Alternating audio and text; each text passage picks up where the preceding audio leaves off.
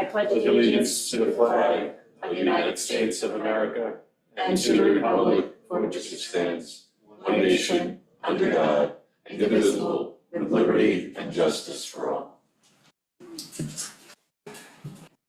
We'll start off if there's any public comments that are for items not on the agenda.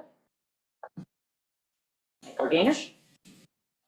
I'm Mike Gaynor, 8 Cobbetts Lane. Get nervous when I speak up here, so I'm going to try and calm down and move through this as quickly as possible. I'm going to try not to go over 5 minutes, so bear with me. Please time me. I wanted to make an announcement that I intend on making a cash donation to the Shelter Island Fire Department for $250,000. And I was very moved by the gala the other day and reading the stories about the old-time firefighters. And there was another story inside of the Southampton Press that said that all throughout the East End, all the fire departments are having a hard time finding volunteers. So it's a real problem. On this island in the last year, the Chiquat had 2 fires, Leon had a fire, the Dory had a fire. Fires are a real problem, and we rely very seriously on those folks. And so I just wanted to go through why I plan on making that donation very quickly, okay? On December 13th, 2019, you, Ms. Supervisor, and you, Al, voted on a piece of legislation to give $2,055,000 to Sylvester Manor Educational Farm when Ben was president there to purchase a parcel of property.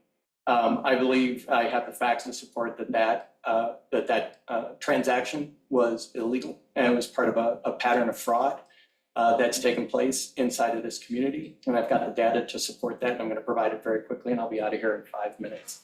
So that was officially called the Quaker Corner easement. Sylvester Manor Educational Farm is a not-for-profit corporation. And in the state of New York, in order for a not-for-profit corporation to dispose of real property and lease it, get rid of development rights, anything, they're required to petition the Attorney General and the New York State Supreme Court.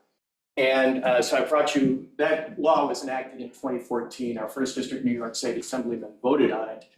Here are all 4,000 transactions that have happened with not-for-profit corporations and all the 4,000 attorneys that signed off on those transactions. So this is very common knowledge. This is a process that any real estate attorney is very familiar with. And so in order to sell these assets, you've got to petition the, I'm going to be done in 5 I'm minutes. just saying this is outside of our jurisdiction. That's very much so. I'm setting a backstory for why I'm making a donation to the Shelter Island Fire. Trust me, the Attorney General is already all over this.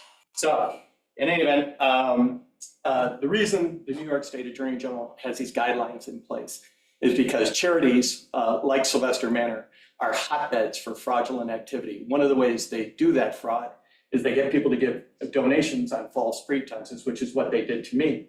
$35,000 telling me that they could do this development. Outside of our jurisdiction. Again, I'm just setting a background for why I'm giving the $250,000 donation to the Shelter Island Fire Department. So if I could just please have a few moments, I promise you I'll be over. Every time you interrupt me, ma'am, it takes me that much longer to get through this. So in any event, you folks were unwitting participants to that. You did not know that that was a legal transaction. There's a real problem inside of this community because you guys get all this legislation. You're totally overburdened with this stuff. Al, I ambushed you a couple of weeks ago about Kim Eaton, and I'm sure you thought that was very unfair. I was trying to make a point that you folks can't keep up with half of the stuff that's coming through here. You can't, you're part-time employees. You've got 3,000 customers here. It's very hard. So I'm not saying that you knowingly did this, but you do have a duty of care around here. As elected officials, you are to know, or you are required to know that stuff's going on, especially with Sylvester Manor, a property that you pass about 700 times a year.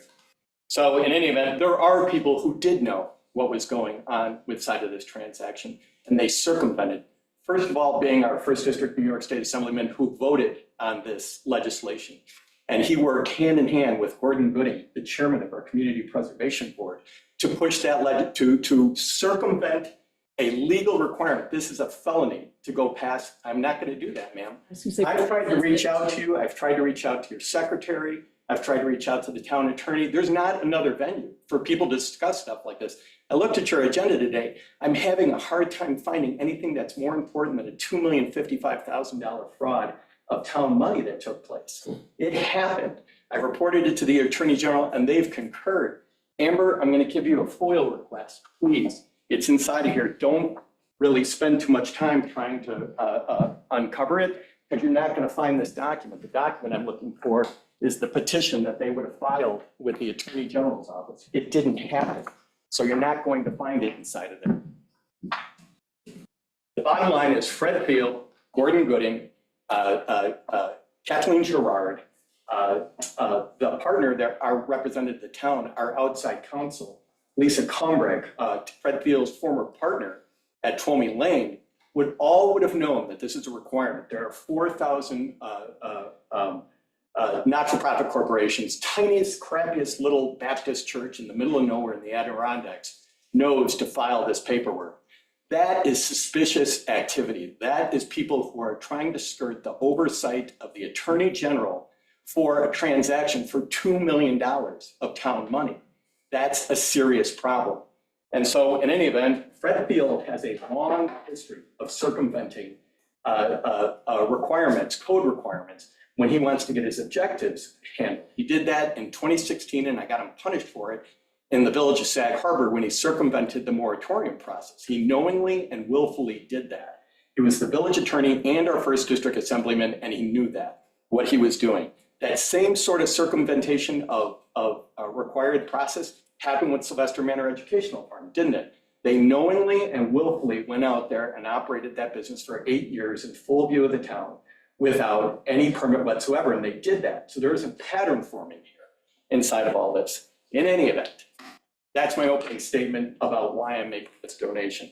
Last week, Monday, it was a day just like this. Beautiful day. Richie Sorensinski comes by my house, one of the old firefighter guys, senior.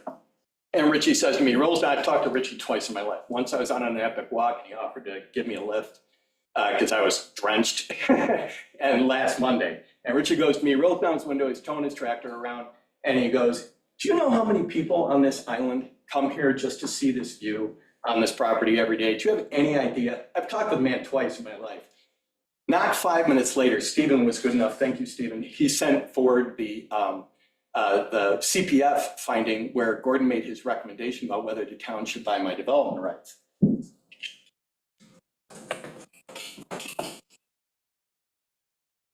And this is the property in question, and I wanted the community to see it, so I'm just going to put it here and I'll remove it at the end so it's on camera.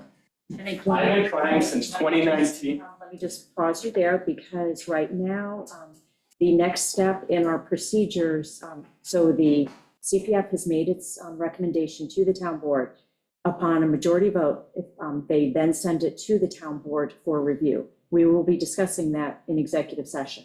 So this is not the time or place, because the town board is going to the next step. Is going to the next step. Okay. Well, I believe that is a. I believe. Take it off the table. Fine. We'll take it off the. We'll take it off the table. I believe that was it. That letter, that recommendation that Gordon Gooding submitted to the town board was made in bad faith. It was a form of retaliation. That is not part of the process. Acting in bad faith is not part of the process. Not to be discussed right now. We have that. In any event, I think his letter is completely unfounded, and I'll speak with I'm going to be speaking, as you well know, I'm going to be speaking to the authorities that enforce this kind of stuff, because this is well above the town's capacities. So my offer is attached inside of the document that I've left with you. I've left a written offer. I think I've been nothing but a model citizen, other than the fact that I've been at war with this community, because I see illegal things happening all the time, right? If anybody can tell me what my wife or I have done inside of this community to create such animosity towards us, tell me what it is and I'll get it rectified. In any event, I'm trying to do that with this $250,000 donation. So if the community will consider protecting that land, I build houses for a living. When I build them, I try and build them perfectly. When I try to do anything, I try and do it perfectly. It rarely works out that way, but I try my hardest and I never give up. The best thing for that community, people love that view. Gordon's response to me was ridiculous, and it was tainted and it was made in bad faith. And so you've got my written offer. I respectfully request that the town review it and give me a response to it in writing. Okay, May I have a copy of that? sure. I'm sorry, I I don't apologize. think I got one. Here you go. That's it, folks. I'm sorry for taking up the time. Is there anyone else from the public who wishes to speak on a non-agenda item?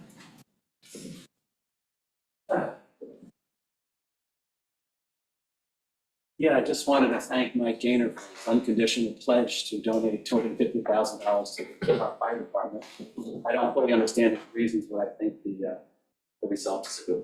If you think it's unconditional, you're kidding. Conditional. No, I heard it. Yeah, thank you. Yeah, all right. Anyone else? Yeah, that's a hard act to follow. But I just, I know you're gonna talk more about the proportionality, but I just want to, That's something we're going to have a public hearing eventually, so we don't take public comments while the board is working on legislation. So if you have something you wish, you could have individual meetings with any of us or send a letter to the entire town board. But there will be a public hearing to be set in the future, and that's where we invite public comment. okay, So all right. Well, I'm just trying to understand, grasp really quickly, if you're talking about house size, does that mean every building on the lot, or is that just the one house? Is that something that I? They will be discussing That it will be discussed? on the agenda. Yes. if you stick around, you'll hear what we have to say. I see on Zoom, Pam. Hi, good afternoon, everyone. I'm just interested in knowing what the status is on the comprehensive plan now that the advisory committee has returned it and it's gone back to BFJ for some minor corrections from what I understand. I was at the last meeting and I haven't seen it on your agenda yet. I was just curious about when that might come back to the town board, prepared for the town board to review that. We were going to just probably discuss that when we went around the table, but it has gone back to the consultants. So when it comes back to the town board, we will distribute it to the town board. And also it'll be posted on the town website so the public can review it. And then 1 month from whenever we receive it, we will start to pick it up chapter by chapter, each work session to be discussed. Again, because it is something that will have at least 2 public hearings, I'm sure. We will be discussing it at the town board level, but not inviting public comment until we get to the public hearing phase. Okay, I certainly understand that, but it seems to be a long time for the few minor changes that were made in that last meeting on the draft that the public has seen. I'm not really quite understanding the delay that it hasn't already gotten to the town board for review. And I get concerned because we have legislation pending that would reflect changes that may have to happen prior to that comprehensive plan coming through. I'm just surprised at that. On another note, I was just curious about the process of hiring outside counsel in the town. I've noticed that in previous occasions when that was necessary, there was a resolution passed to do such a thing. And I have not seen any kind of resolution for the services of Timothy Hill, who seems to be addressing quite a few Article 78s that are before the town board right now. Is that a necessary procedure that you pass a resolution to hire him? Or is there some other contract that we're not aware of? We hire him on a case-by-case basis, depending on the When we need. commence a Supreme Court action, we adopt a resolution. Otherwise, it's professional services. Yeah, professional services falls into a different category. But to authorize us to bring a Supreme Court action, yes, we have to pass a resolution. And is there a reason that the town attorney isn't handling some of these cases? The cases I am not handling, there's a conflict. All right, on that note, Mr. Kiley, I'd like to question the conflict of interest that Mr. Albert Dixon had the other day with the ZBA when he wanted to ask them a question. And you said you should keep that separate, except I'm having difficulty understanding when you are the person responsible for writing new legislation for the town that would affect zoning, then why are you two also seating on the zoning board as the town council for that? Is that not a conflict of interest? I'm not gonna give legal It advice. certainly appears to be one. Unfortunately. I don't have the power to appoint the zoning board. Albert does. But you have the power to write I have legislation. the power to render That would affect legal zoning. advice. I have the power to render legal advice, and I can do that without any conflict. Rest assured. And the town board asks the town attorney to draft legislation, but it is the town board that passes the legislation. I understand that, but it's the zoning board, under the advisement of our town attorney that is making decisions upon such legislation. I just see it as. I don't advise them to make any decision. They're their own independent board, quasi judicial in nature. And have you seen Phil? You think someone could tell him what to do? No. So be rest assured, they're an independent board. I'm not manipulating anybody. I am just seeking some opinion of the town board on this appearance of impropriety and conflict of interest. And I'd like you to address it at some time. Thank you very much. Thank you. Is there anyone else? Okay, we will move on to the next agenda item, first agenda item, which is mandating IA septic systems upon property transfer. And Meg has to recuse herself. I recuse myself. Family business. And where we're going to start today is we start to discuss the timeline of how we would want to implement mandating IA systems, what the timeline would be. Is it something that would take place, 1 year after sale, 2 years after sale, 3 years after sale? We needed more information, and because Meg has to recuse herself, it was not prudent or proper for her to give us advice on that. So we have Brian Krogan, and Brian, you can unmute yourself and start your video if you wish. Brian is a professional engineer, senior vice president for PW Grosser, and PW Grosser is an engineering consulting firm that helps us that helps the town. We hire them periodically to help us. Mr. Grogan has developed plans related to wastewater collection, treatment systems, innovative and alternative on-site wastewater treatment systems, stormwater management and treatment plans and site plans. So he has a wealth of experience. He's also familiar with the grant process. So we invited Brian today to speak to us a little bit, just to walk us through what the process is to go start to finish on installing an IA system into the ground, so that we have a better sense of what kind of a timeline and how the pieces all fit together. What's Brian's last name? Krogan. Yeah. We So- hired them. Oh, How did they come to this? Did we hire them to come present here today? Well, we have them on retainer basically as our independent consultant for SECRA. So due to the conflict and, the lack of institutional expertise here, we decided that it'd be good to have him come in and just chime in on a couple of issues for you. Brian? Yes, yeah, I'm here. Okay. So do you want to just walk us, give us sort of the bird's eye view? Yeah, so Stephen kind of explained what you're looking to do. Again, the process for if you were to do it, I'll say upon closing on a home, what seems to have been done in other municipalities, maybe in Rhode Island or Massachusetts, is that upon conveyance of a home, either an inspection is done to kind of decide whether or not that house has a conforming upgraded IA system or not. If not, there's, an inspection done and a cost estimate prepared on what that cost would be to install an IA for that house. there's a possibility that it could be shared between the buyer and seller. There's also a possibility that you put the entire onus on the buyer.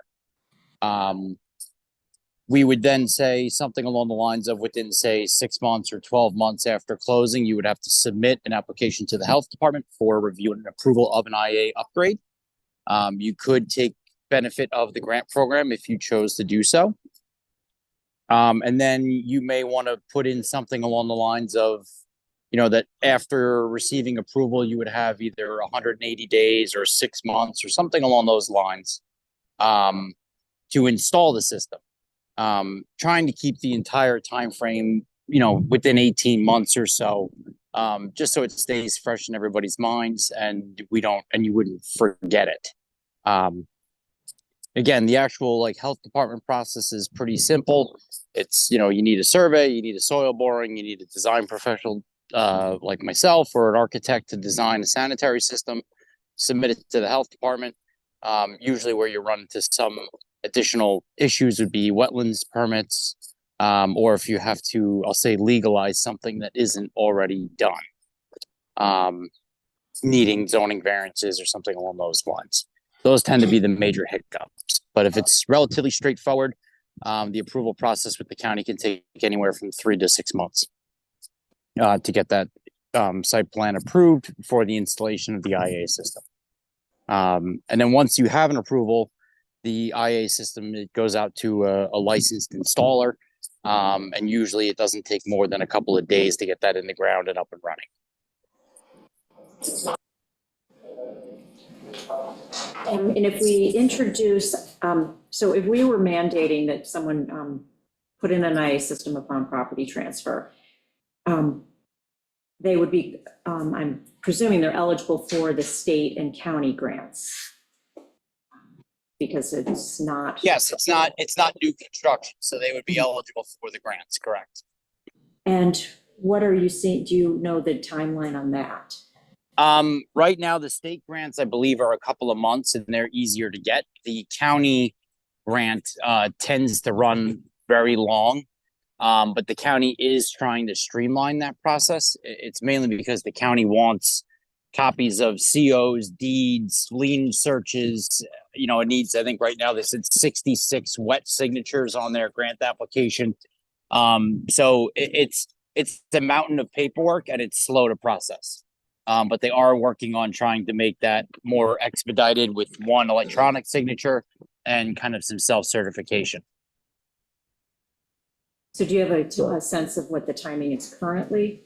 The timing currently, I believe, is close to 8 to 12 months to get an approval. And there's a process. So you have to get the grant approval first, then you have to hire a design professional off the list that the county maintains. Then you have to get the system designed. And then when you go to get it installed, you need to use an installer that's off the county grant list. So you can't just go to anybody. So again, it takes a little bit longer to get the grant process going, and then you got to go through the approval process. So it's probably a solid year, all said and done. And they don't get the grant money, they don't get the check in hand till after it's in the ground and gets final approval. Right, Brian? You're muted. Yes, that's correct, Steve. Yeah, you actually don't get a check. I believe the county pays the installer direct. But again, that's why you have to go through all this multi-step process. You have to go through with the county approving it almost in its entirety, using the county contractors off the county approved list, and then the county will pay them direct. But that contractor does not receive payment until the entire system has been installed and as-built have been approved. On the state grant side, does that payment go directly to the installer as well? I believe the state grant goes to the homeowner. I'm not super familiar with the state grant, but that seems to be a much simpler process, and I believe that goes straight to the homeowner. But the state and the county grant applications can run concurrently. Correct. So we're really just at the mercy of county rebates then. The town, real fast. Yes, although that's a whole nother discussion because we haven't typically given mandated IA system town money, which is part of something that I do want to discuss as we get into this. All right, so I was going through our existing legislation, and one of the things I looked at, we require an IA system on any septic system upgrade required by Suffolk County Department of Health. So I wanted to better understand from, if you know the answer to this, Brian, what would be an upgrade required by Suffolk County Department of Health? And I pulled some different legislation and things like that. And I have new family residential construction, major construction where the cost of reconstruction is 50% or more of the market value of the structure, and new multifamily or non-residential projects and all commercial projects. Am I missing anything where additional requirements? No, that's basically all of them.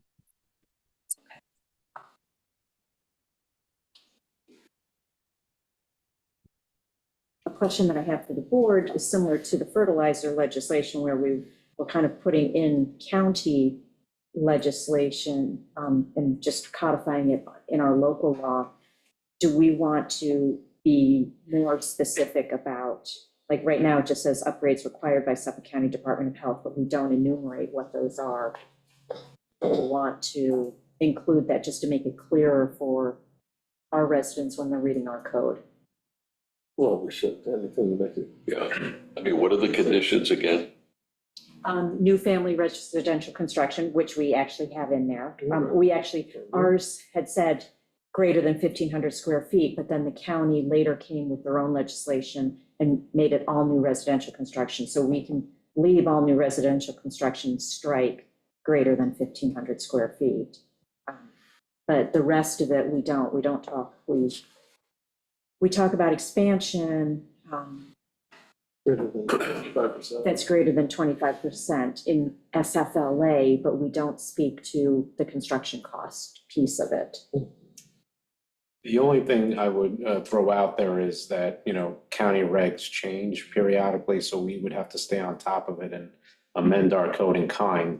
So we could do something similar to fertilizer and just do a general statement and then have a handout for the public, like the building department, that discusses in more detail, as opposed to us having, because it could be a time where the county makes it more stringent and adds a requirement that we don't have in there. And then they're saying, well, we don't have to do it because it's not enumerated here in our town code, it requires it. But as far as mandates, like, obviously, I don't know, obviously if the county requires it, they require it, but it just gets into a little bit of a messy situation. What I was going to suggest is sort of leaving like what we have for number 2, any septic system upgrade required by Suffolk County Department of Health, including but not limited to, and then enumerating what's existing so that it picks up future, but at least we've captured what we know now.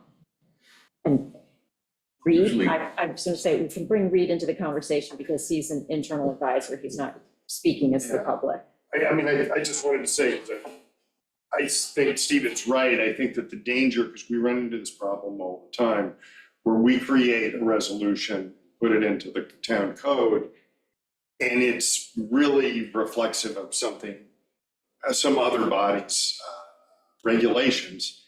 And then they change their regulations and we end up with something that's got a dissonance with their regulations. So I think if, to the extent that we can refer it, they're gonna have to go to Suffolk County anyway. It's Suffolk County polices. We don't end up with a conflict with our code, what subsequent changes. And then if we want to add something, we add it. But one thing I think there's some other triggers that he didn't mention, Mr. Grogan didn't mention. And there are some differences between ours and theirs, like they require an upgrade if you convert to get this right, because it's been a while. They require an upgrade if you convert a not connected garage, a standalone garage to living space. They don't require And I believe it's only for that structure, but generally people will do the whole thing. But they don't require it if you convert an an attached garage to living space, you know, unless it's a bedroom that then triggers an upgrade. There's some funny things like that. I think our code tends to be more stringent than the county. The county seems to be lagging in their, you know, recommendations for getting IA systems in the ground. Yes, historically, but with this new change that we recently adopted, it became more strict because again, ours, you know, are all new residential construction with greater than 1,500 square feet of living area. That would have been less restrictive than the new county regs, but generally speaking, we were ahead of Yeah, that. we were ahead of the curve on that. Particularly now with the transfer that you're proposing, definitely, because you'd be probably the only one in the state, only municipality in the state. Back with, I had proposed the last time we talked about this, that eliminating that 1,500 square foot exemption. Yeah, no, we're gonna do that. Amongst other things that I Yes, yeah, sent to you. yeah. I never Yeah, I asked, you had a list, but you never gave that to us. sent it to Stephen, Yes. and I talked to him about it. Oh, okay. And then we set up, we were gonna have a working group, we still haven't met, so I assume this is Yeah, I just, not happening. Oh, no. I mean, it's been a while. yeah, I wanted to keep moving on this. I hadn't seen anything, so I just figured, one, bringing in, I thought Stephen would put something together. I had talked to you about it. I'm not a lawyer to write. Oh, no. Legislative. No, I got an email You got- from you. Yes, with your proposed changes. Okay. But I think. I had asked for it to be sent to Benjamin and I as well, because we need to direct Stephen what to write into the legislation. He doesn't always just take like my suggestion unless the rest of us agree. Yeah, okay, so you can share that with us then? Oh, sure. Yeah, I mean, after today, but yeah. All right. Okay. Let me see, I want to go back, because I think, all right, so. Point, Question, yeah, go ahead. question for Stephen. What does any transfer except to another entity owned exclusively by the current owner? What exactly does that entail?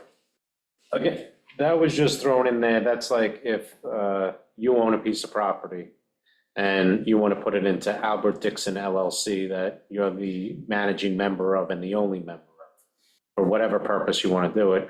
There's no real transfer to another entity, a different entity. It's the same person. So if you're going from Albert Dixon personally to Albert Dixon LLC, I don't see why there would be a need for the upgrade because again, it's not going to a different person or a different. Don't we lose the opportunity to have No. a system put in the ground? Without a doubt, without a doubt. So Yeah. that was just thrown in And the there. whole idea is to try to incrementally get these in the ground, I would think. Yeah, and I actually had some suggestions on that wording too. No, we could even remove that exception completely. That's just was something to throw out. Yeah, I wanted to get into that a little bit more, because I agree, like. I mean, I have some other things that, you know. But I wanted to go back up to areas where we're referencing Suffolk County Department of Health. Because one of our, just because we have Brian, then the things that we want to do that are more restrictive, we will be able to let Brian get back to his other job and go through this. But one of our, we say an expansion or renovation of a single-family residence or multifamily residence that has an existing non-conforming septic system is determined by Suffolk County Department of Health. And I was trying to, like, when I started to think through that, what is that? Is that a failed system? The Suffolk County Sanitary Code It's a does, cesspool. I can answer that. well, no, but our wording says a non-conforming septic system. The Suffolk County Sanitary Code says failed system. So I wanted to just ask Brian, Okay. what, is there something besides failed systems that Suffolk County has a definition for? Or should we substitute in failed systems because they do have a nice list of. Yeah, I would go with the failed system because I think they do have a definition for that. I don't think they have a definition for non-conforming. Because right now a conventional system with the tank and pool is considered a conforming system at the moment. Mhm. Unless it wasn't adequate for the number of bedrooms. Right, It needs a Well, green stamp correct, for the but existing house. yeah, correct. But I mean, again, the only way to know that is then you got to start doing an inspection of what size system is it. You also have to go in there and figure out how many bedrooms is the house, and then start doing math to figure out if it's a conforming system or not. Well, I think Which again, I think the Yeah. failed system is a very easy definition to go with. Non-conforming is a little trickier. And we have in our definition, non-conforming, which I think failed is the better word. We have increases SFLA by 25%, which isn't anywhere in the Suffolk County sanitary code. And then increases the number of bedrooms as defined by Suffolk County that exceeds the allowable number authorized by permit. So our 3C picks up what you're referencing. the only other scenario that comes to mind is some of the earlier systems were calculated on a smaller system, a smaller sizing. And so a system, correct me if I'm wrong, Mr. Gregory, there might be some older, smaller systems that were conforming at the time that they were approved would not be conforming now just because they're a little bit smaller, 1,200 instead of 1,500 gallons. Correct, Right about exactly. No, you're correct. I mean, even my own personal house has an old system from 1973 that was set up for 4 bedrooms, even though it's a 1,000-gallon tank and not a 1,200-gallon tank. Right. So again, yes, and it has a proper permit from the health department. So again, it's a matter of, like you said, does it have a health department approval or not? I mean, if you were to go with non-conforming, the only thing I would say is if it didn't have a septic tank, that would be something I would be able to say would be considered non-conforming. Even if it hasn't failed, it may not be it would be considered non-conforming. Yeah. I'm trying to anticipate things that we're Yeah, I going was to be gonna say, if swapping. Yeah, can you help, like, not right this minute, but can you help us with that then? Yeah, sure.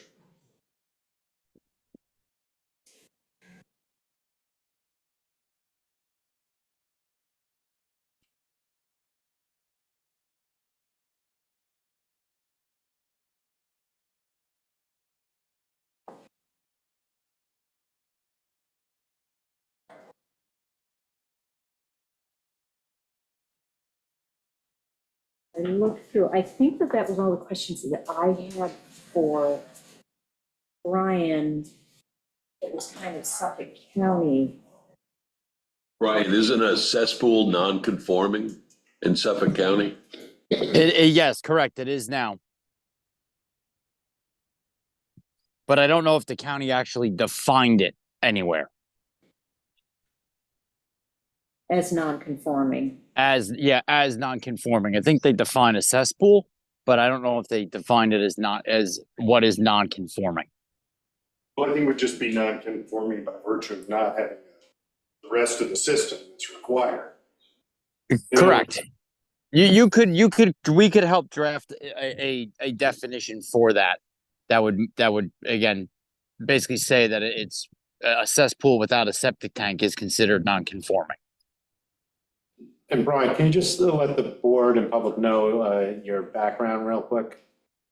Again, so my background is for the first 5 years of my career, I worked for the Suffolk County Health Department in the Office of Wastewater Management, conducting reviews on largely commercial and wastewater treatment plants, as well as overseeing some of the residential sanitary systems. And then for the last 13 years, I've been out in the private sector, designing IA systems, pump stations, sewage treatment, residential for projects alike. All right, thank you.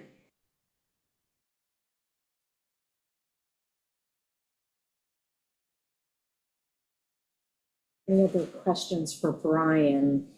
And then we can go into, like, that was the existing part of the legislation that I wanted to just work on and tweak a little bit. I mean, unless there's something on that list that I haven't seen that would be good for Brian. If No, that's you- all right, no. Okay, yeah, I just. Since, So we can cut them loose. so we can let Brian go, and then Reed, you can hang out for just a little longer in case we have any other questions. Thank you very much, Brian. All right, thank you.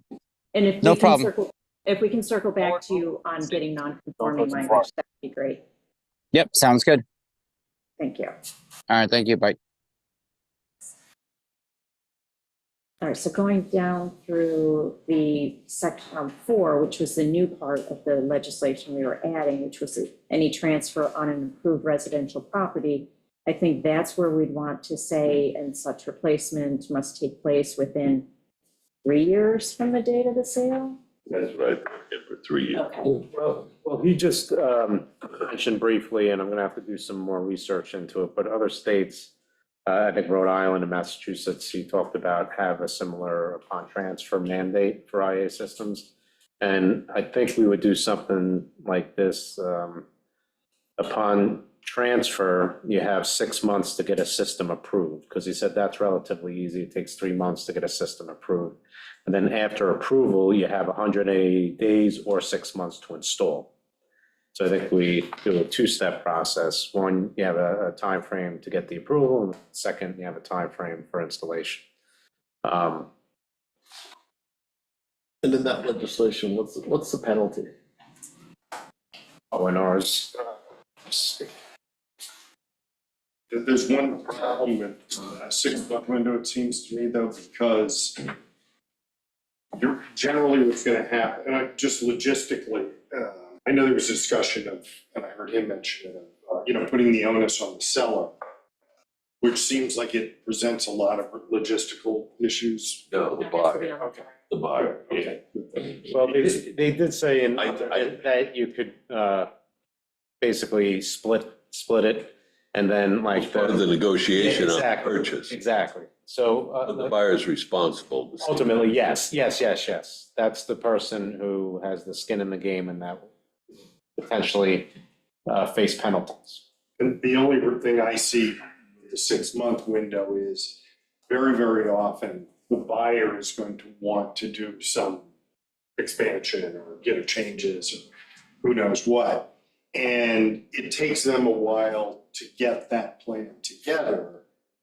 So to make someone get a system approved for something that they're gonna wanna, that has nothing to do with what they're ultimately gonna wanna do, it seems to me worth figuring out a way to give them enough time to come up with a plan for what they're going to do. And then do it, rather than put in a system for an existing house and then have. Instead of 3 or 6 months, if you make it a year, they should be able to figure it out by then. Yeah, or perhaps there's an option for an extension if they show that they're doing, you know what I mean? I don't know how you wanna handle it. I'm just saying that you don't wanna make them go through the whole process for a 4-hole. I think the main thing is to get it in the ground. That's all. Whether it's 2 years or 3 years, I think the time segment to accommodate it is the way to go myself. But what's in the teeth law? And what, along that line, I would like to see a deed restriction put on the property. I'm not sure how that helps. I mean, I'm not. That they're obligated to put a system in. So if somebody comes along, if the segment's 3 years before they put it in the ground, and they sell the house 2.5 years, the new buyer knows that there was a There'd be a covenant. violation of the property. What? There'd be a violation of the property if they didn't do it within 4 years. And the violation would basically serve the same function. You notice, so he's about to address this. so it's in the building construction chapter. Okay, as long as it's covered, So that's. the penalties are from $500 to $2,000. And it's each day, no, but you know what we did with, we can increase the fines for this particular violation. Yes. But I'm telling you, the general fines, it's not like we have a lot of fines that are $250, up to $250. It's not that, it's up to $2,000 for each and every violation. And every day, a ticket can be issued. So you can make it a ticket of the day club, and then it's up to 2,000, up to 2,000, up to 2,000, up to 2,000. So it could get quite high, and then also you have the ability to bring a Supreme Court action to seek civil remedies. So there is teeth already, but if you'd like, we can discuss making it even more stringent. You know, there's certain municipalities for rental violations. The first violation is $8,000 to $15,000 for one violation. So you can do whatever you want. You're the board as far as how strict you want. Who's gonna follow these, the building department? Well, in other words. Or how are they gonna be Well, followed? that's actually one of my questions is what's the process? One of the issues, it seems to me, is it seems like sometimes we don't hear about a deed transfer if it's a cash deal or until long after. I don't, Wouldn't the assessor know? Because for tax bill purposes, they have. it seems like sometimes there's a lag before anybody finds No, out. but I think they would know, because if I'm a seller, I don't want to pay taxes anymore. So at some point, the deed has to be brought over to the assessor, and, you know, they're made aware. So if we have the assessor working with the building department, all transfers of real property go to the building department, then at least we start having a running list of those transfers, and then we can.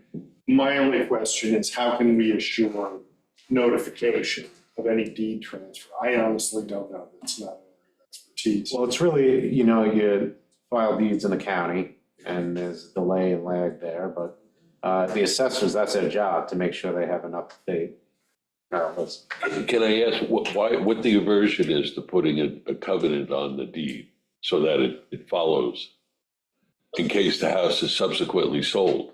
It's automatic. Because it's just gonna provide notice to us, and we'd have to commence a Supreme Court action anyway to enforce it. And So then, we already have the Supreme Court action ability in the code. once they've applied, it's still on their deed. So Yeah, you have to go in and remove it, and that's not gonna happen. You're gonna have a bunch of titles that are now dirty Yeah. with no real enforcement result. And I mean, if you're looking for teeth and how to get worse, a deed restriction doesn't do anything except screw everything up. All right, it was more just that the building department, to follow it better. That was all. And that's, One way or another, we'd have to come up with a process. and then when we break down into that smaller subcommittee that you had mentioned, was that like Ben, Albert, Reed, Stephen, and Judith would sit down to figure out how we're gonna make this work. But I put this back, I'm looking at my notes, like, oh yeah, this is why I did that. Like, we will have that working group to figure out how the logistics are gonna happen. But I wanted to like continue the discussion at the board level so that it's like, it's gonna be the three of us voting on this because Meg has to recuse herself. So the three of us have to agree. So we are against deed restriction. So we should just take that off the table. That's fine. And then we'll go through the rest of the items to see what the three of us can agree on, and then it can go to the subcommittee to work out, like, what kind of tracking, you know, like, bring Judith into it. I know she was listening before, but I know she's juggling, so I don't want to bring her into the conversation now. We'll bring her in. It may be that perhaps it might almost be better in some way to tie it to their tax bill. I don't know if that's possible. I don't know, just that somehow that's the trigger, because that comes up every year. But we could figure it out.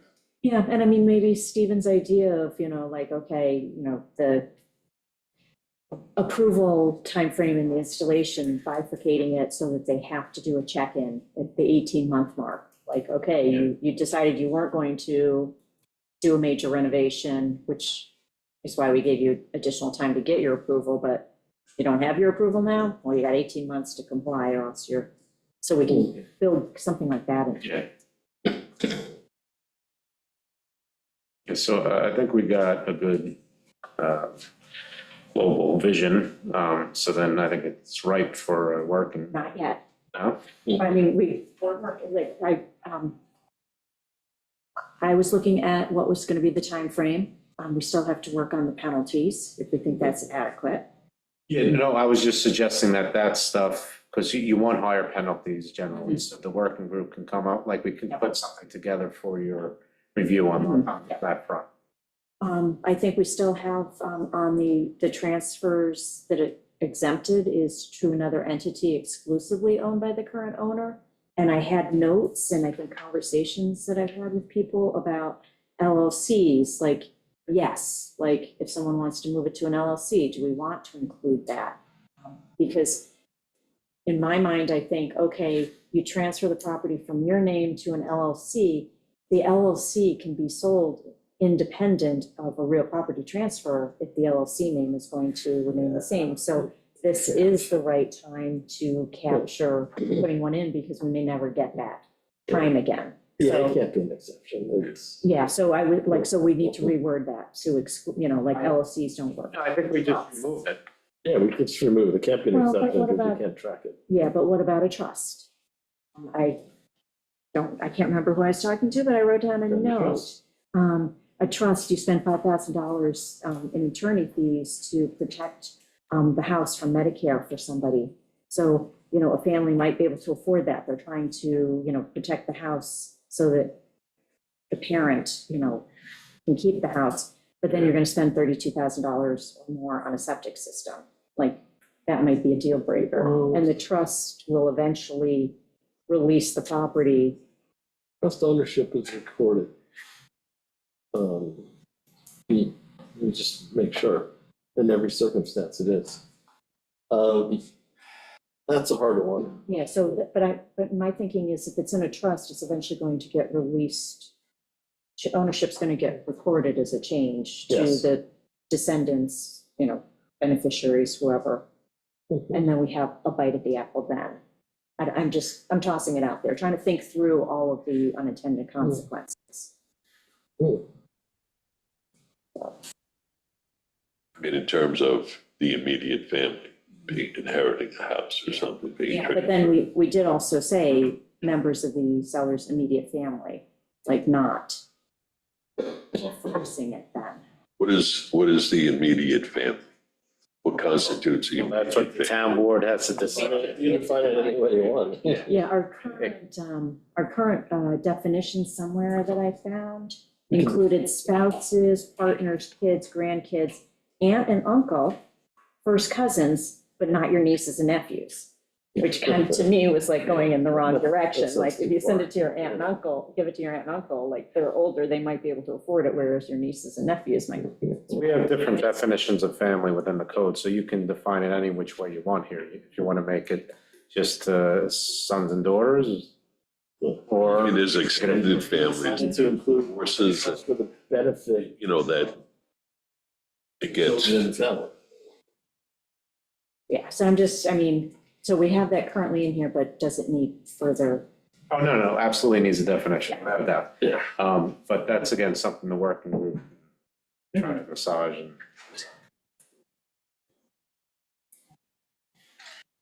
And then also, I would, before we send it to the working group, I would like to see Albert's list. I sent it to you. Oh, okay. Maybe we go over Albert's list next week so that you and I have had a chance Okay. to look it over.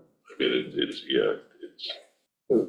Just because I don't like to make decisions, which is why I like to think through the concept. Let me just put something, just thinking about it. The immediate family, should we allow like income or ask for income verification from that regarding that situation, that somebody's very capable of putting in assistance? That's all. Yeah, no, and I do wonder how intrusive that gets. And also, you know, I'm just thinking through like someone, you know, like, you know, a young person might like have a decent, not astronomical salary, but they also have their, you know, Student loan debt. student loan debt and maybe, you know, their primary home. I'm not trying to punish people, I'm just Mhm. looking, you know, if somebody is financially capable, Right, yeah, very financially capable, and they're inheriting a house on Shelter Island, what, you know, is that yeah. okay? On the other hand, your income wouldn't necessarily indicate your actual, especially out here in the land of the trust fund, your ability to pay for, you know. I mean, I'm just putting it out there, That you know, gets, that people do. This is in a position where we're requiring financial statements. from and who's people. going to make that, And who's gonna, look at it, you know, keep it yeah. confidential, yeah, Yeah. I just, that, Could be that we can We wanna use, give that to the town. the community housing definition of eligible person, Mhm, use that cutoff, which is quite high. mhm. You know, if you fall within that range, then you'd be able to Mhm. qualify for community housing. Then you don't have to put in the system, but if you're above that, then that is one objective way to do it, if you wanted to do that. And you're not gonna catch everything, you're gonna catch a percentage of these things, there's always gonna be ones that. You ask yourself, what's the main thrust? The main thrust is we want to protect houses being passed down one step in the family. Mhm. I think that's what we're trying to Right, protect. yeah, And so everything else should yeah. kind of fall by the wayside. And maybe we do it, put in an each, I don't know, I'm like, I don't know, I'm just trying to think, like, what's fair, like, only to children if they're younger than 35 years, I don't know. I don't know, I'm just, So I know people in their fifties and sixties that still would not be able to Mhm. set them back. We'll finally get the house and they, you know. No, I think it's a Well, great the reason thing. you want to do that is because in that situation, in that kind of transfer, it's not a transfer where there's money on the table. Yeah. Right. As a third party arm's length sale, Yeah. there's a big pile of money on the Yeah, table. exactly. I mean, there are situations where a young family can inherit a house or able to purchase a house from a family member of the town. And I would hate to do anything that could interfere with that process. yeah, Mhm. yeah. But I think of children, but then I think when we discussed this 2 weeks ago or 3 weeks ago, whatever it was, we did talk about, like, I thought of a family where the aunt or uncle sold the house to a young couple. They didn't have children of their own, so they did a nice deal so that this young family could stay. So That's a good thing.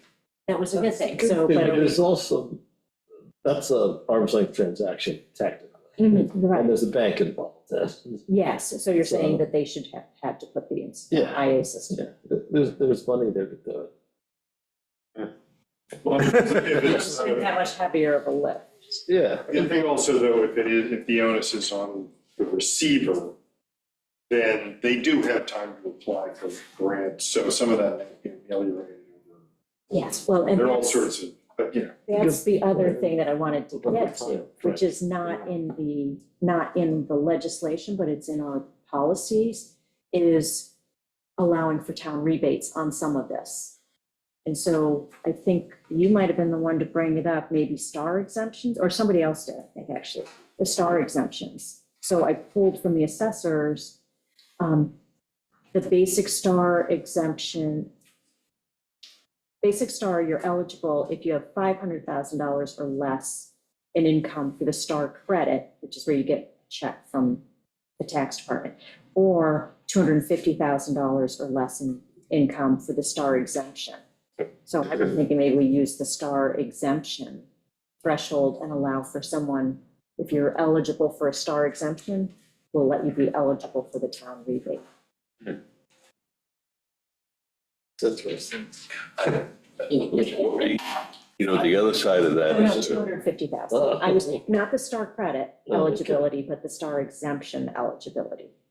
That's where that's where I landed, because I wanted to see exactly how it's defined, because then it's an easy insert into here. how about a zero interest loan? That becomes part of your tax bill. And then the WQI fund is replenished. It's not, the money isn't sent out and gone again, it comes back to be used again.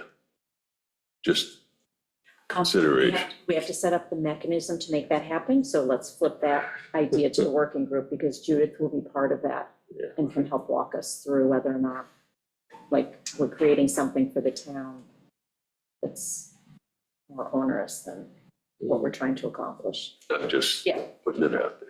But my recommendation would be the star exemption and let them be town eligible. And then maybe I like the thought. the transfer to a family member is less important, like in what we're trying to accomplish. The zero interest loan is interesting because it can apply to all Yeah, well, they could still apply for the state and county grants and so get 20,000, Yeah. possibly 25,000 if they're income eligible. That will give it to the group. Okay.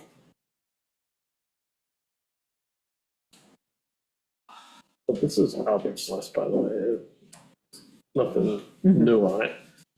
It's just-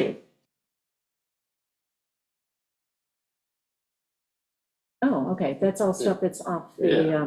And it's stuff that the group can. it's, yeah, and discuss it's already anyway. stuff that's in the county. Yep. Yeah, it's in the county. Yeah. So, yeah, and already in the sanitary code. Okay, yeah, because I did print out the sanitary code, so, okay, No need to hold it up. okay, all right. So I think we've hit upon all of the things that I had. Yeah. Wow. You had one night. Okay, all right, so then we will flip it to the subcommittee to work on the actual drafting of legislation with Stephen. Ask Christina with, No, no. oh, oh, yes, you're good, bye. Thanks, Reed. So we'll leave it to Christina to schedule, to work up amongst the members. So you know who, Christina? Or-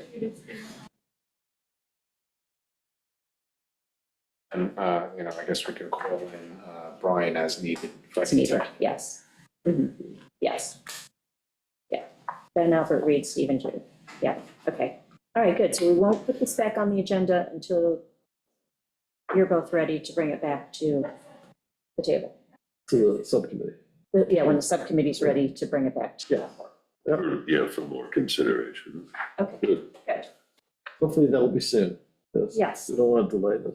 Yes, exactly. Okay. It's still on the agenda? You're working off a SharePoint? Yeah. Yes, we're just in a different order. Oh, okay. So I should update this though. Yes, it should have been on the table. Christina, I think about the, I didn't get it. I just got this out of Gainer stuff. Yeah. it was in front of you. Oh, wait. Oh, Yeah, there you go. that's, it got buried under the file of Gainer. Exactly. Okay. So I'll just make a note here.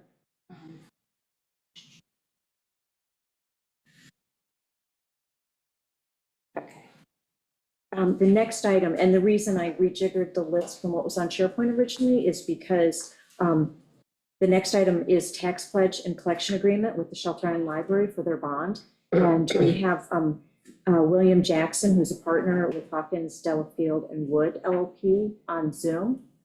And Bill, thank you. I was off in my estimate that we would get to you by 1:30, so thank you for patiently waiting. You are muted, and you could also turn your video on if you wish. Bill is working with the library. Last year, their bond was approved, and so there is an agreement that needs to be signed by the town. And so that needed to go on for next week's town board meeting. And so I wanted everyone to understand what it is, what's going on, so that when you see it on the agenda next week for the meeting on Monday, we knew. So Bill, I will turn it over to you. Great, thank you Supervisor, and thank you for inviting me to speak to the board today at this work session. As the Supervisor mentioned, the library requested voter approval for a library expansion project. And last June, the voters of the library approved that project and also approved the issuance of bonds to finance the improvement.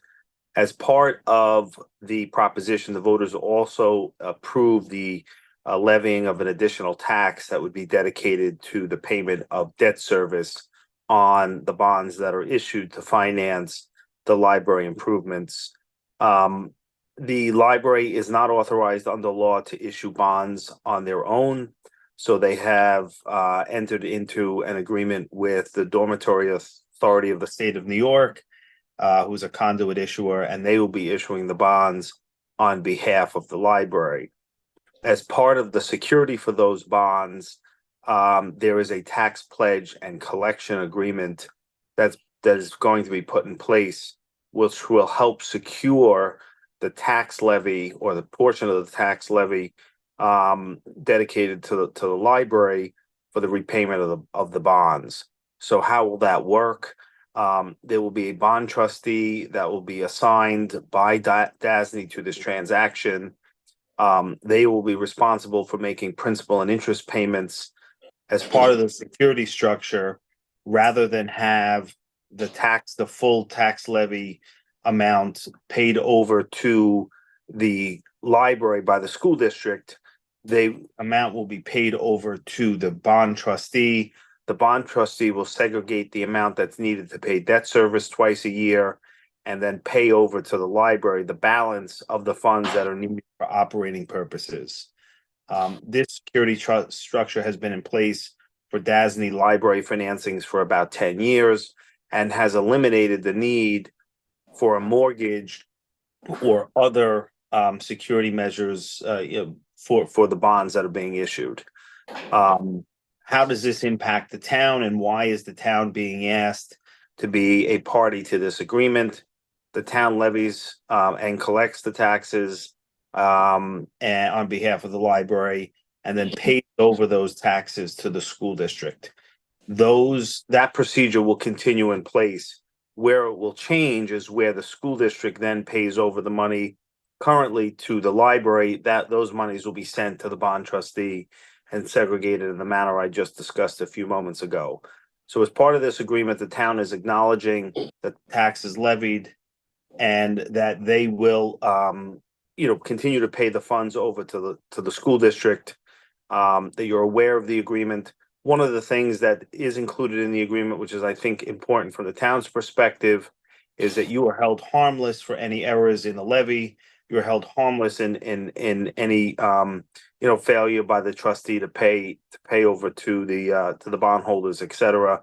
And it makes it very clear that the bonds are not an obligation or a debt of the town. I'm happy to answer any questions that any of the board members may have regarding the agreement or the arrangement that is contemplated. So the term of these bonds is 10 years? The term of the bond has not been decided yet. The bond resolution and proposition that was approved by the voters allows for the levy of a tax not to exceed 30 years.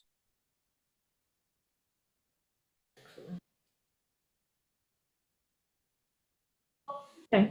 I did speak with the tax assessor, and she was on for a little bit, but I know she had to jump for another appointment. And she is familiar with this process and knows that, whether or not it'll be a separate line, that will get worked out later, but she's aware of it and knows if she has questions. But I think she'll be working with the New York State assessment people to determine that piece. So whether or not there'll be a separate line that, shows the budget. But she'll reach out to you, Bill, if she has any questions that she can't get answered elsewhere. Okay. And the resolution that you have before you approves the form of agreement. The bonds are scheduled to be sold by DASNY sometime over the summer, typically, or actually right now it's scheduled for the second or third week in July. The exhibit to the agreement will also be completed at that time with the debt service schedule. The final debt service schedule will be set at the time of pricing and will not change for the life of the bond issue. So the amount that needs to be levied would be known at that time. The resolution also authorizes the supervisor on behalf of the town to sign the agreement. Okay. So I can put that on. Okay, so we can put that on for Monday. All right. Thank you very much, Bill.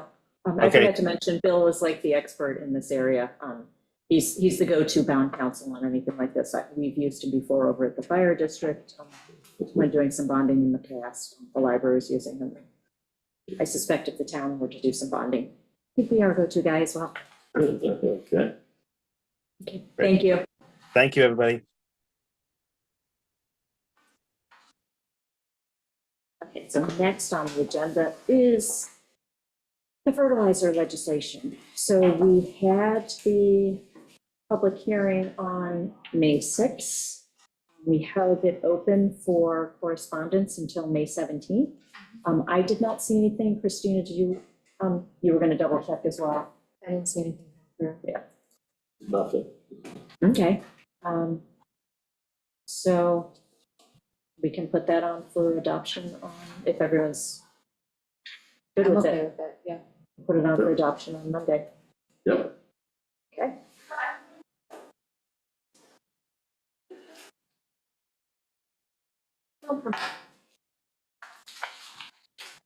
This is in our current local law, chapter 65 on filming. It is a minor change that just changes the application for a film permit to be filed instead of 14 days in advance to 30 days in advance. The reason being is we had a recent one that came in on day like 13, and we had to call a special meeting in order to get it passed before the filming actually took place. So this will encourage people to file earlier, and if they don't, at least the administrative hassle, the penalty for not filing, filing in less than 30 days, they pay double the filming permit fee, basically. So, I'm good with it. This is some of my best work.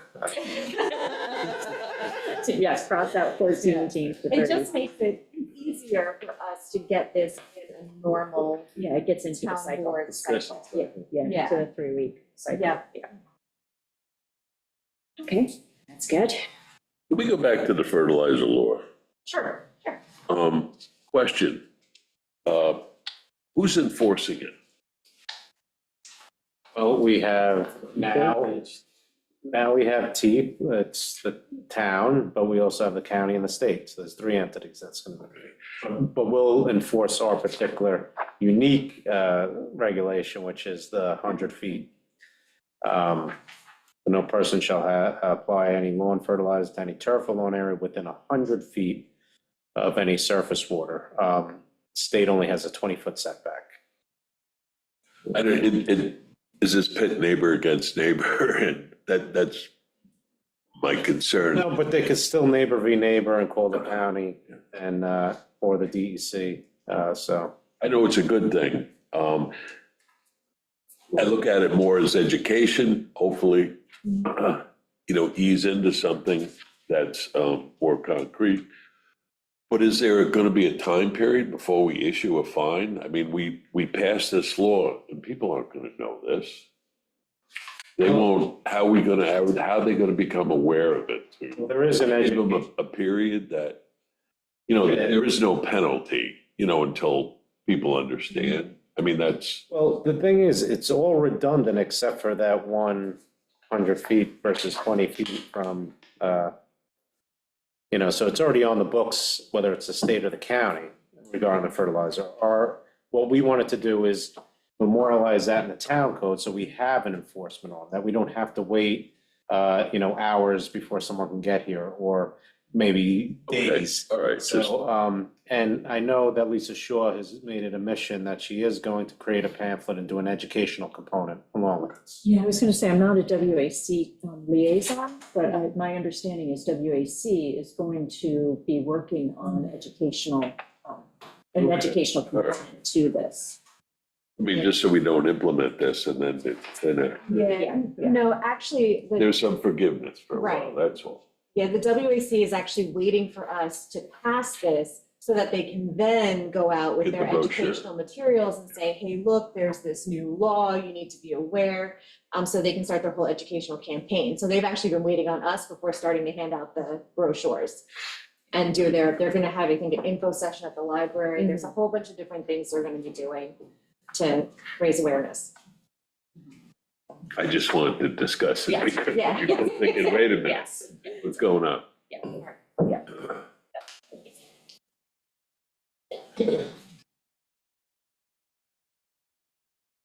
The next item agenda, number 6, is traffic changes in the Heights. And we have legislation, chapter 126, vehicles and traffic, to add parking restrictions to the north side of Cheekwood Avenue and a crosswalk across Clinton Avenue. So what we have to look at, there's really just 2 sections. We're adding 126-7, we're adding F, there shall be a pedestrian crosswalk on Clinton Avenue near the intersection of Summerfield Place / Cheekwood Avenue. And then under section 126-8, parking restrictions, there's SS, section SS. No person shall park a vehicle nor shall a registered owner of a vehicle cause, suffer, allow, or permit said vehicle to park on the north side of Cheekwood Avenue, beginning at the westerly corner of 7 Cheekwood Avenue and extending 500 feet to the easterly corner of Cheekwood Avenue between May 15th and September 15th. And there's an extra paren there. Is there a reason for that or just a typo? That's typo.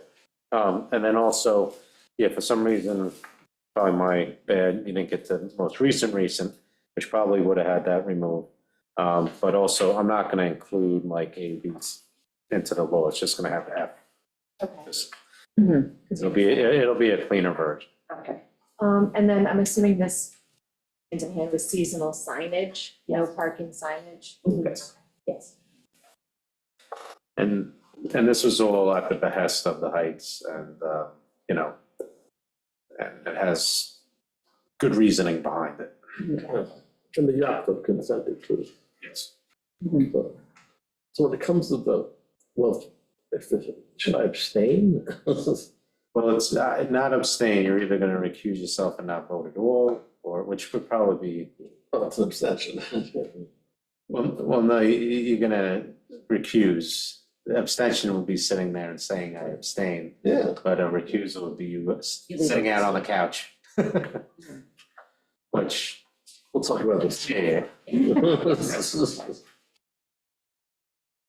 So if we're good with this, we can put this on for Monday and set the public hearing for Yes. June 24th. That's fine with me.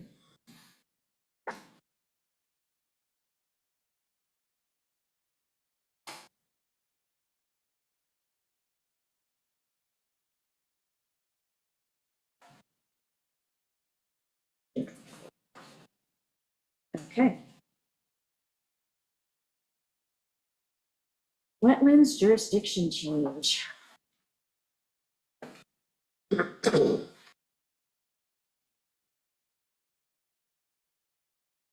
We had the public hearing. I think we already discussed most of this.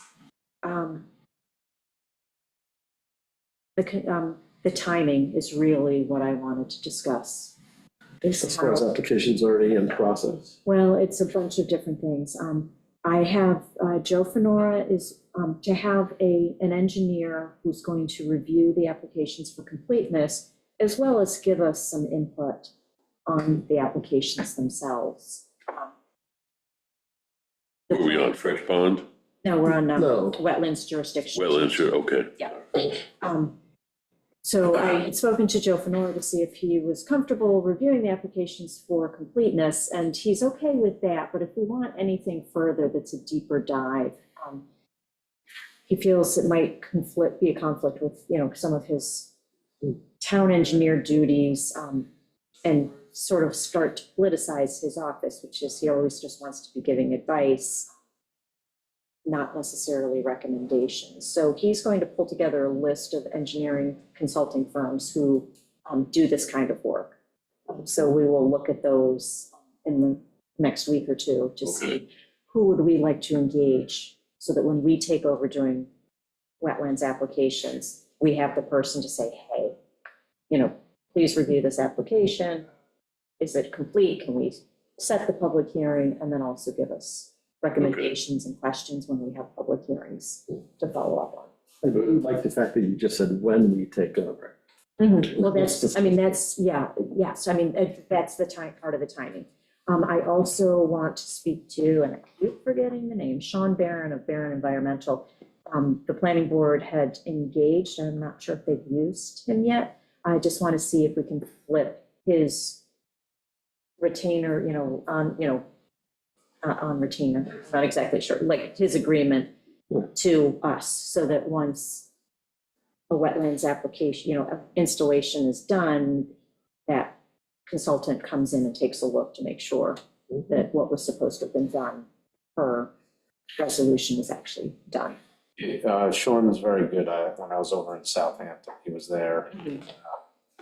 He worked under Marty Shade's tutelage, and he's been on his own for a while, and I've used him in my private practice capacity. He's good. So I just want to get him flipped over. But that, I think that's going to be faster, and the engineering thing will take a little bit longer. My only other concern is 2-2 splits, or at times, My concern is people having to recuse themselves and not having a quorum to be able to review the application, like not having enough people in order to be able to do the job. yeah, because you think that you Well, have I have the ethics, or you haven't yet? I have, but I want to take it back to the ethics committee on, whether or not I'm allowed to review applications that include IA septic systems, whether I have the job or not. Whether someone's reached out to me about the project or not, there's a whole bunch there that needs to get hashed out. And then there were some concerns brought by the public regarding, whether or not, members of the board should recuse if there were large donors who are now applicants, like campaign donations, things like that. So that's another question that has to go before ethics, just so we can have an understanding on that for the future going forward with any applications that we view. So yeah, I do have a concern that we may end up with issues where a situation arises where we don't have enough people to effectively review an application. And if that's the case, then what's our backup plan? Like, who gets to see that application? Because we can't just not review someone's application because we can't get enough members of the board to look at it. But would the backup plan be that then it would go to the planning board for the review? Would they be, Certainly not. Those are concerns that I would like to hash out before we we take make it over? the full transfer. And so some of it will be going to the ethics for some rulings on some of these questions that people have brought up.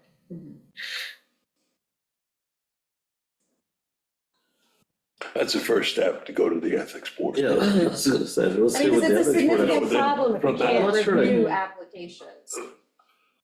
Sure. Excuse me. Well, it's for the ethics board to consider it. Yeah. Just so you know, like in other municipalities, you have to prepare as an applicant disclosure forms. And other East End municipalities, and I know ones up the island, they ask if you've contributed more than 500 annually to any person who's gonna make a decision.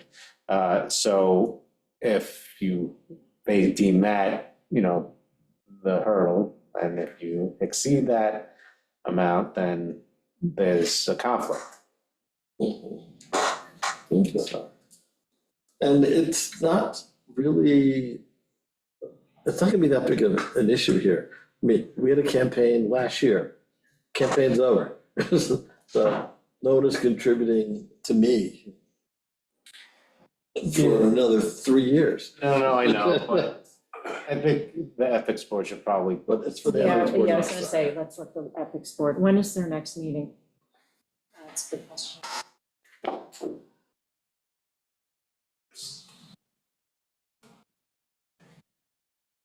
How did this come up? Or It was brought up during the public hearing, actually, as a concern. campaign donations? Is that really Yes, on both sides for the Yes. four of us? for anybody. Anybody, Okay, Yeah, just yeah, I don't, Someone's I never heard trying to that. find an avenue to stop it. yeah, exactly. This is the next thing. Yes, exactly, exactly. Yeah. It's just another avenue to slow it down or stop Looks it. like June 4th. Oh, wait, no. Sorry. July 22nd. sometimes they do, if a formal request is made, they can have an earlier meeting and entertain that. So we'll put something together. But there are, just so you know, there are vacations, so I don't know if we'll be able to get a quorum.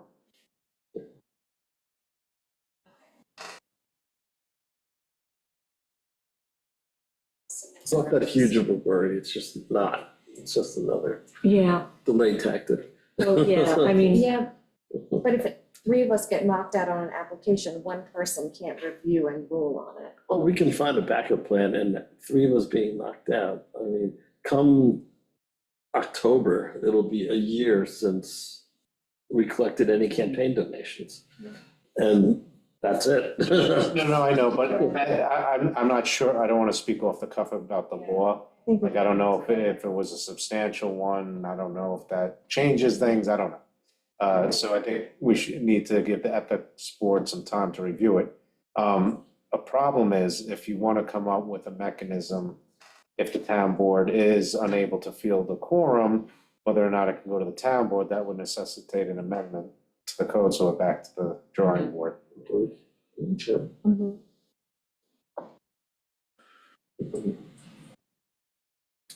I think I would be in favor of proceeding with the jurisdictional change. And if the ethics board in July or whatever says this is something that you need to consider, then we do a legislative change. That puts planning board as a backup. And how does it not apply to anything? Moorings, docks? Well, yeah, I mean, that's why. No, the town board are elected officials and donations. Yeah. Planning board are appointed, and it's a little different. Right. So, you know, I don't, this is why a lot of times town boards aren't decision makers in that type of application. Because there could be appearances of impropriety based on donations, but, Then I donate to my own campaign. well, Is that an appearance of impropriety? no, I'm. If you have an application, you have to They put accuse an yourself anyways. application. Exactly. You have to post on your own application anyway, so it doesn't matter. Yeah. Well, we look forward to hearing from the ethics Yes, board. but I think have- that's the next step. Okay, do you want to proceed with the Oh, jurisdictional change? 100%. Yeah, because we Absolutely. could put it on for Monday to adopt.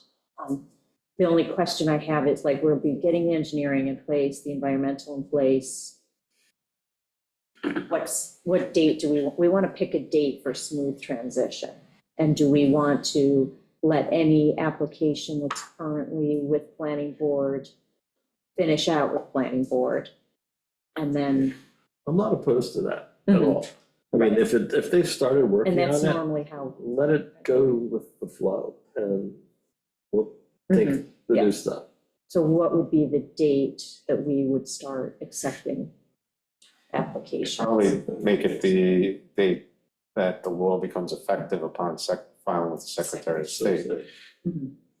But we won't know that date because we don't have a concrete date. How long And is, you send a letter, or I look online and see if it's been.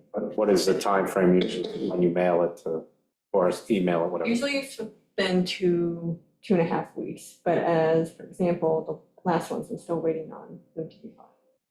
And it's been, So I think it was probably safe to say 30 days thereafter. It'll be sometime in June. Mhm. And in the interim, we can try to answer those other questions. Right. Call August 1st, I mean. Mhm. But again, there will be a major issue if there is a reason for mass recusal and you don't have.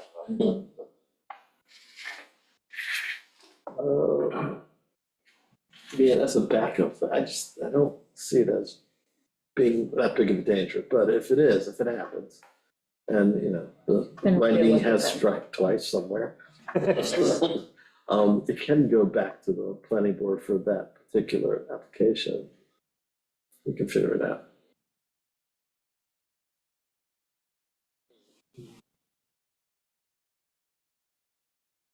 I don't know. I never heard of this. I mean, you know, political contributions have never been an issue in the past, and to be brought up now to throw a monkey wrench into things, I guess I can't wrap my head around it, frankly.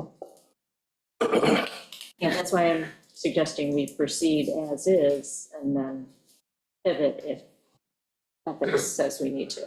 Yeah, I think that's great. Mhm. I think it's fine. Mhm. It is, you know, further complicated because there's an added empty seat, Right. you know, so like obviously won't be that much of an issue if you have a fifth Potentially. Unlikely. I know, this is a small town, so. Three of one party, that could knock out 3 people. What ideology? I don't know What what party. idea? Campaign group? I don't know. Okay, so proceed with adoption on Monday? Monday. I'm gonna say no anyway, so. Yeah. Where you are, so. I'm looking at you too. I already know where you are. Okay, and then we will use I'd the adopt date. it today if we could. So we would go with whatever a date that the state adopts it, and that's when you just have to keep, Yeah, let us know that date so we can. yeah, we couldn't go any sooner anyway, Mhm. because it's not deemed effective. Yeah. Okay. Anything else before we move on? I think that's all that I had. Okay. Proportionality. Hitting all the high points there. Hey, we're trying to move things along here, so I'm keeping full agendas because we want to get some things done. So I took your suggestions and I made, there's 3 different options here, because I did also get some feedback from the community. So the first option is the one that I originally presented, where it was high on everything, and I threw it out there just to get some feedback.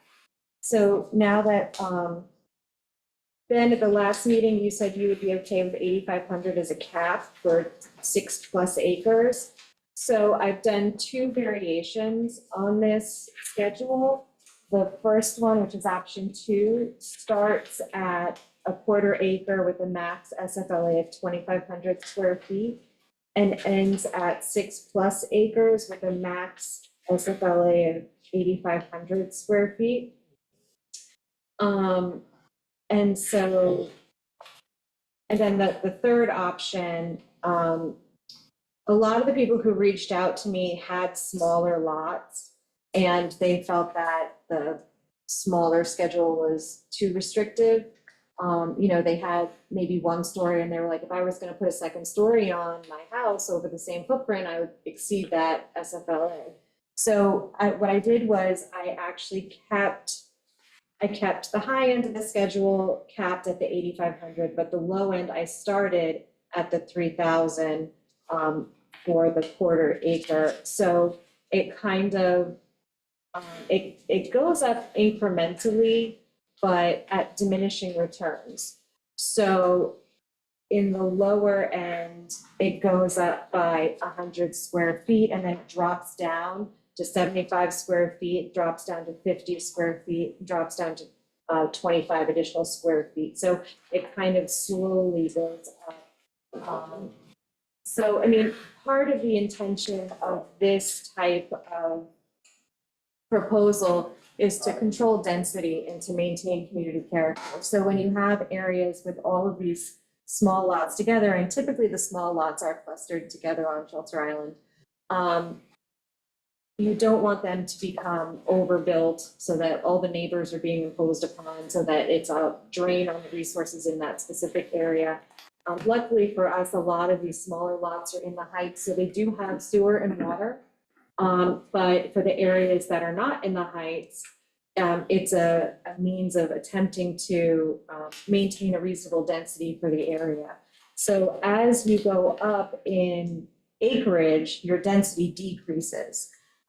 So even at 8,500 square feet on a 6+ acre lot, that's maybe 3% lot coverage if you make that one 1-story sprawling thing just for that SFLA.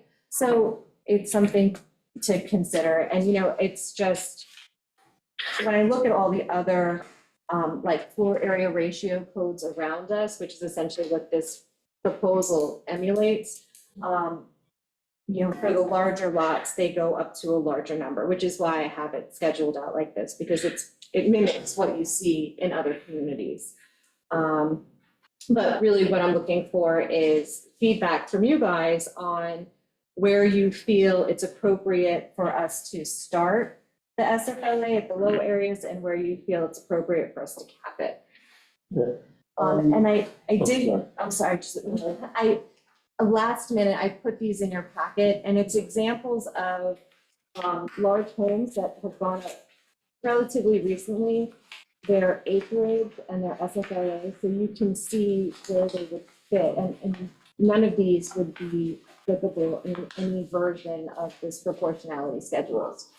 So These would all require variance. they would all require area variances under this proposal.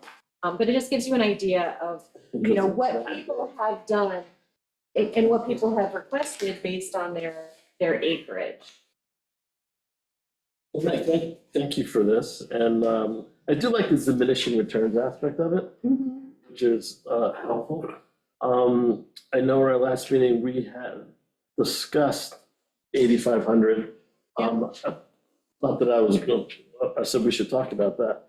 I certainly have thought about it a lot, and I've talked to a lot of people in the community about this. And the relief valve here, the way we're setting this up, is the ZBA. And they have their fairly strict criteria about how they analyze the problem. So I'm not sure that this needs to reflect anything above 6,000 square feet, because all that is doing, it's sending the wrong message to the ZBA. It's giving them a roadmap to allow houses bigger than 6,000 square feet with the blessing of the board. They have their own criteria. They have their own method of analysis. And I really think this chart needs to stop at 6,000 square feet. And whether you stop it at 2 acres or 3 acres, we can talk about that. But beyond that, it's the ZBA, we're kicking it over to the ZBA and let them do their criteria for situational awareness and how it fits into a neighborhood. On the low end, I mean, I live in a 2,000 square foot house. Granted, it's on over 4 acres. I can't imagine my house on a quarter acre. I just can't. So I think 3,000 is definitely not appropriate. Is 2,000 appropriate? Sure. I would even go as low as 1,750, but that's, you know, pretty small house. Like I said, I live in a 2,000 square foot house. So, But this would be for all, this, yeah, the main house and any accessory. well, Right. living the conditioned space. Remember, we haven't changed that, so. Right. Right. So, and I'm not worried about creating nonconformity, especially, most of these things are already built on, so you're talking about people that want to expand, and if it's already built and it's been there for God knows how many decades, and they want to expand it, it should be subject to a variance, and so the zoning board can look at it and analyze it. So the creation of nonconformity, I'm just not concerned about. That's my feedback in general.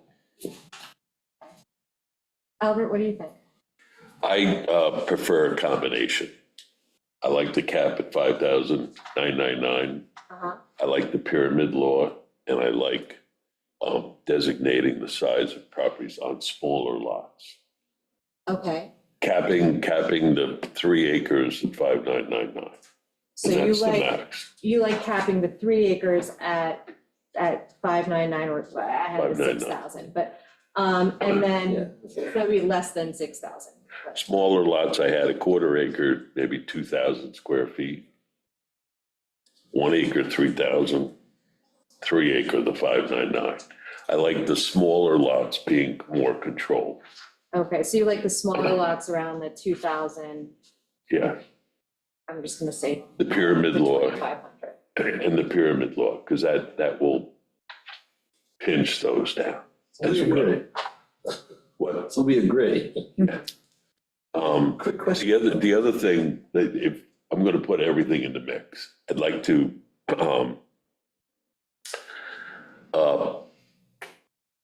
put a stipulation, I don't know if we can, that the ZBA can't exceed 5,999 in the near shore overlay district?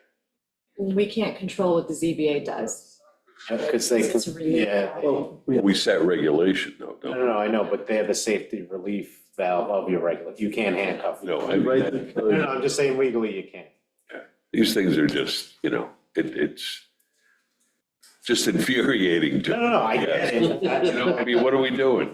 Don't we want to protect our environment and our wetlands? I mean, that's all. I know, Without a doubt, but I think you can try to salvage that in the wetlands code. Try, because, in our wetlands code, remember, we have that near shore overlay area and reduce the size of houses in there. So that's different. You can still administratively try to deal with some of that in the wetlands code. We also appoint the ZBA, so when we're interviewing ZBA candidates or people up for renewal, we can interview them and get their feelings on how they feel about approving things, right? So, I mean, the wetlands revision really, Yeah. or the wetlands code really goes hand in hand with this. I mean, if we want to do something. And I would like, the legislation to include the B and B1 lots. It includes all zoning. It includes all zones. It includes A, AA, B, B1, and C. It's purely based on acreage. So it transcends all zoning. But I think So whether that you're A, you're going you didn't have it in the legislation. You had A, AA, and C, but I didn't see B and B1. That one, maybe I was looking at a different one, a different draft. Well, so again, what I did initially was just to give a mechanism for her to employ this chart. We didn't discuss what zoning that her vision is that it applies to all. So this was just very rudimentary to let you put. Yeah, your Right. zone doesn't We're gonna change add. your SFLA. Your Okay. acreage affects your SFLA allowance. All right, that's why I didn't see the B and B1 in. Oh, yeah, no, that's fine. I just, again, wanted you, so you'd be able to visualize it in code. But I like the combination. No, that's what we're talking about. All three pieces of legislation work together, and so far, it's pretty good. We're just trying to decide. Yeah, I just want to nail down what the parameters of the chart should be so that it can go to a public hearing. Yeah. So if we start the low end at 2,500 and cap it at 6,000, I like 2,000 at the low end, a quarter acre. okay. That's my feeling. I That's, agree with Albert. I'll start, actually, I want to. we have to be more, I think the idea is to be protective of those areas. The heights, Yeah, and we'll do Center. the public sense, it's gonna go. Tuttle Drive, I mean, Yeah, we I can, think 2,000's too low. So what was it, because then you have some empirical data. I did. I based it off the existing conditions and what currently is there. If we say 2,000, then that makes just about half of the existing properties non-conforming. That's okay. So, it's a hardship on smaller properties if they need to do anything.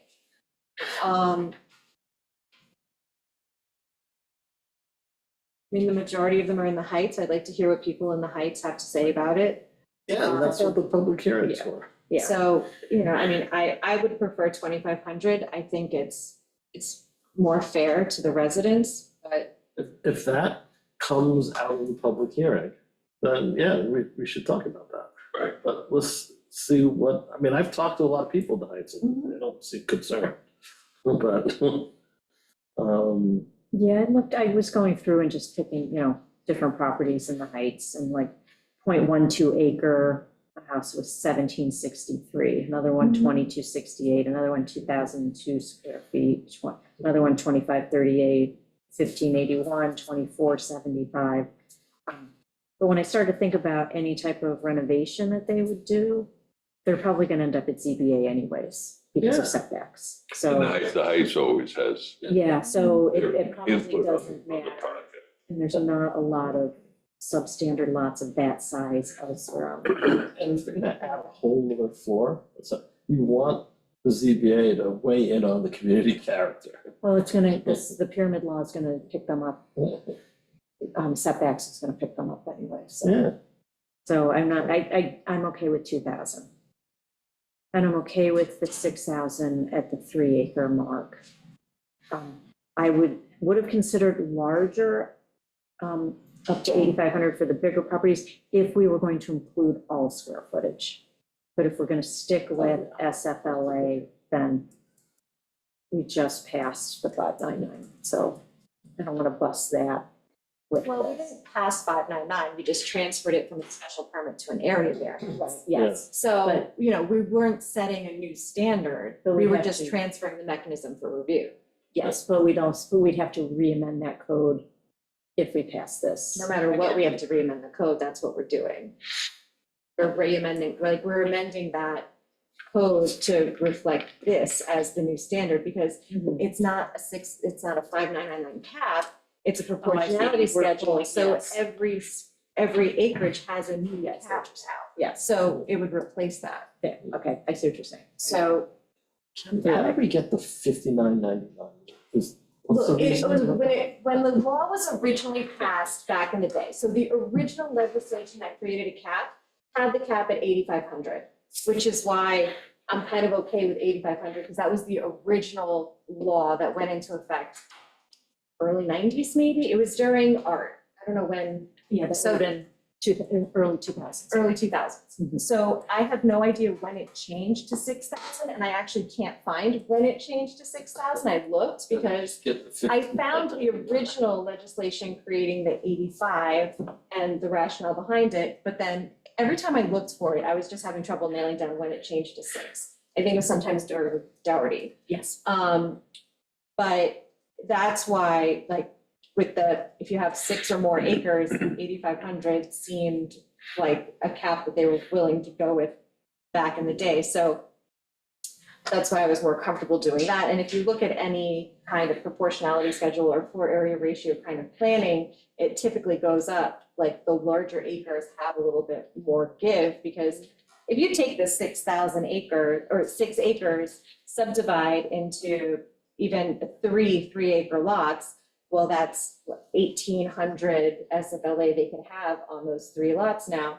And, you know, if you have somebody who's saved and they purchase this property and they want to make a family compound, or they want to build a house where they can have their kids and their grandkids and everybody come and visit, and we're saying, sorry, you can't have that, they're like, well, I've got 3 kids, I've got 6 acres, I'll subdivide, I'll give each one of them a lot to build their house, or someone passes and the family member, oh, we don't really want to go out there, let's just liquidate it, and the new owner comes in and says, well, now we're gonna subdivide and develop it. So, you know, when you have something like this, it gives you the option of saying, well, if we're gonna give you 8,500 square feet, we want a deed restriction that you can no longer subdivide your property. If you want more than that, you know, the ZBA can negotiate things like that. And Now you have a nexus. It's a bit of the subdivision fear is not a real one. I subdivided a property here in Shelter, took me 4 years. Yeah, but 4. And it's not gonna happen. But- If someone's gonna come to us and say, well, if you're not gonna let me do this, I'm gonna subdivide. Yeah, call that bluff well, here's the thing all though, day long. the resource that we have that is the most valuable at this point is land. I mean, you're not gonna build more land, you're not gonna develop, like, we're not gonna grow more land, we're an island. So you look at it, there's 32 lots that exceed 6 acres. So you could subdivide all of those down and you'd have a lot more building lots. I mean, you have to look at the potential for development here. So, you know. If land is our resource, we should not despoil it with huge houses.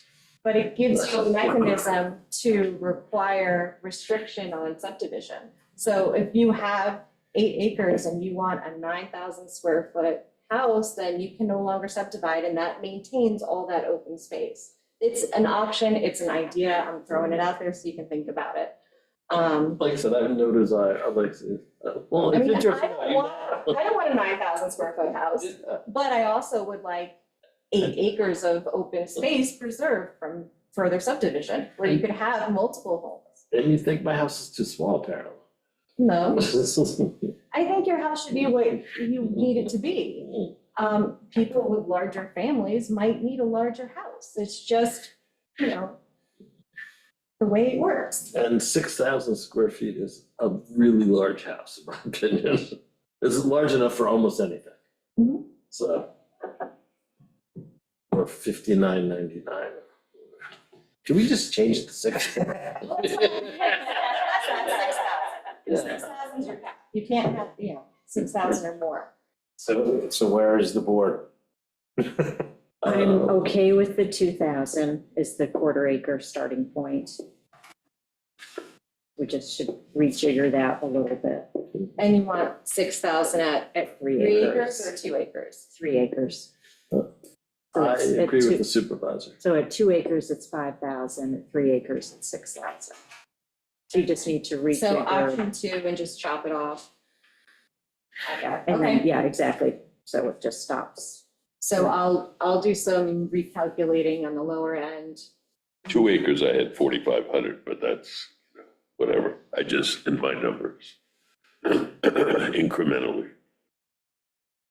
But And with these new parameters, I don't know if you feel the diminishing return still applies, but, whatever. No, it Whatever you applied think better in the other chart. Works. Yeah, whatever you think Mhm. works, but. Okay. Yeah, I'm not wed to 2 acres, 5,000. I'm fine with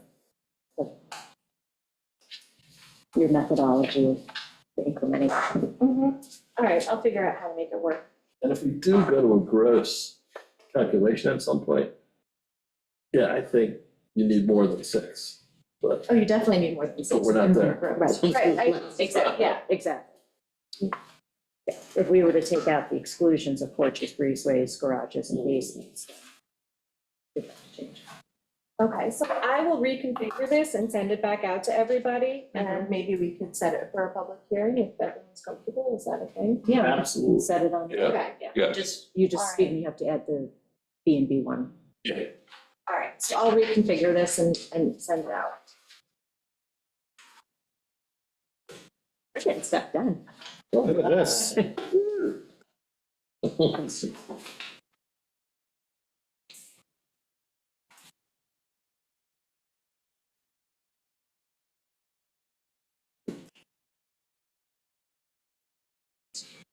Next one is, we got a letter from the Zoning Board of Appeals.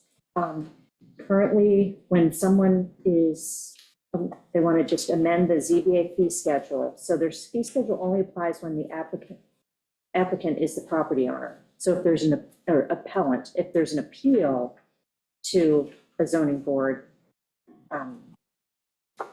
decision, there's no associated fee, despite the fact that there's significant resources that the zoning board expends on these cases. So they would like to request, set a fee of $800 for an interpretation in any other type of appeal that gets made. And if they didn't ask for this, but thought if they decide not to hear the appeal, they would return the fee.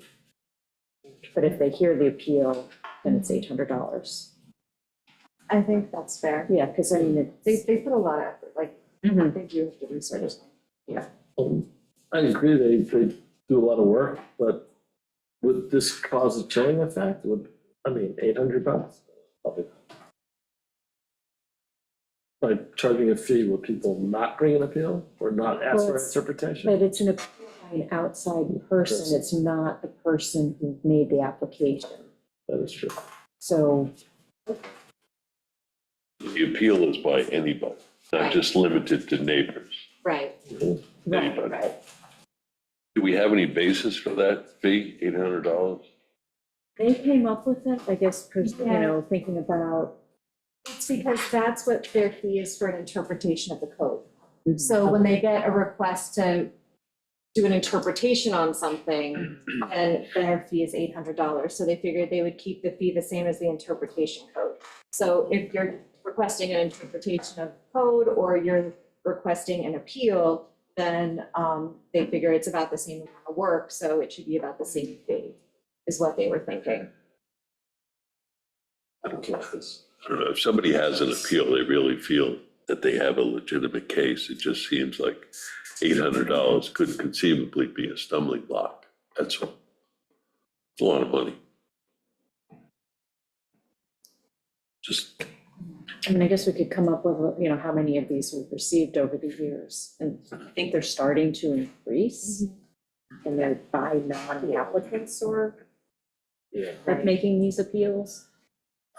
And Well, some of it is from people who are just throwing spaghetti at the wall. Yeah, and if they don't hear the appeal, they'll refund the vote. Yeah. So it makes sense. I mean, you want people to be appealing if they're serious about it, not just to take up the board's time. You want to make sure they're not frivolous. And I think you'll kind of weed out frivolity if you have a fee. I agree with Councilwoman Larson. And most, if not all, municipalities charge for every appeal, no matter who brings it. And it's typically what you're asking for. If you're appealing a building inspector's determination, it's the appeal fee, not the lower interpretation. If they're asked for interpretation of the code, then it's the so. To me, it's inappropriate that we don't charge. We're still having them provide service. It's administrative resources being expended. Do other municipalities return the fee if the appeal is not heard? Yeah, I think you can make an application in the town board and consider it. Oh, so it's by application then, so it's not automatic. Correct. I think you want it automatic, so there's no question about Mm-hmm. impropriety. Right, yes. I'm just thinking, even when you're considering like, oh, this appeal is not appropriate, there are resources that are expended. Right, that's true. Mhm. Yeah. Mhm. Even if it's like a 75% or 50% reimbursement, something like that. Because you do have to utilize resources to evaluate whether or not it's valued. Look at back half. Yeah, actually, that 50%. We'll definitely make it automatic too. Yeah. Keep going, say, you get it and you don't. Mhm. Right, yeah, that's fair.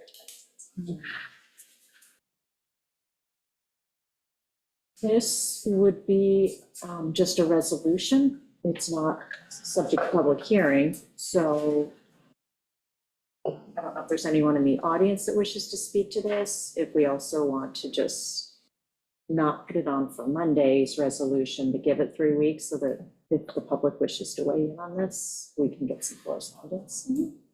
It's not a burning issue. Right. So Right, that's let the people be heard. exactly, that's what I was thinking.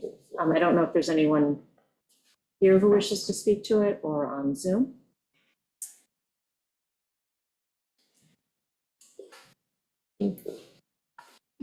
We'll I'll put it back on just before the next town board meeting so that we can just pick it up and just, if we've received any correspondence.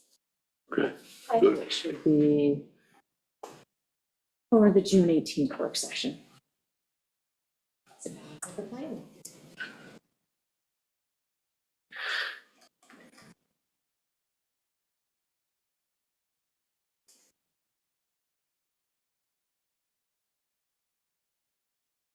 Okay.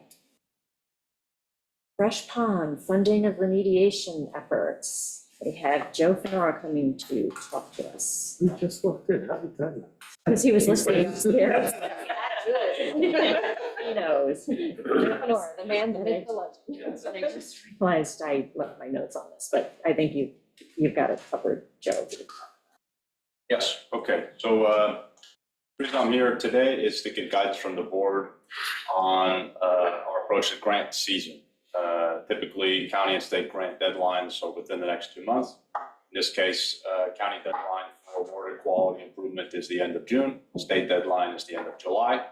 And town policy requires that the town board pass a resolution to apply for grants. Whether or not they will receive them has no influence on whether the town would pursue applying for them. So when we pass a resolution for a grant application, we identify in advance how we will pay for the matching funds, if any. We effectively agree to the terms of the grant in advance of applying for them, such that if we do get awarded a grant, the town doesn't rescind their commitment to the project.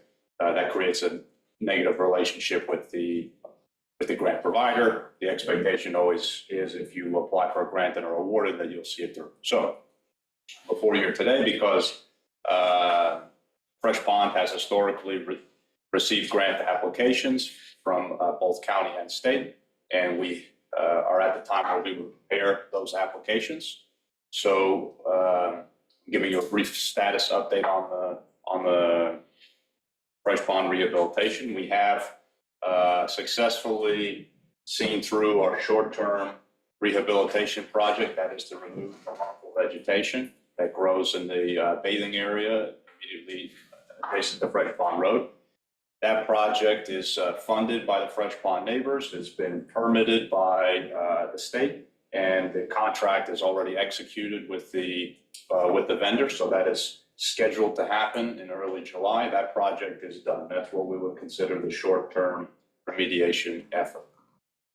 What we have to discuss more today is the long-term remediation effort. And there are a number of pathways that we can pursue funding for that. So that's ultimately where we're looking to have discussion today. The long-term project has been designed. The permit is pending. We've been hopeful for a permit from New York State DEC for quite some time. We're told that it's imminent and likely. Nonetheless, it's not in hand. And the two funding pathways for the long-term project are through the county's water quality improvement program and the state's respective water quality improvement program. We'll talk about the counties first. The deadline is coming up quickly. County's program is for a 50% match, up to $250,000. So your project could be less than that, but they'll only cover 50% of the project cost. We have the opportunity to apply. The complication, however, is that we have an outstanding project with the county's WQPRP program.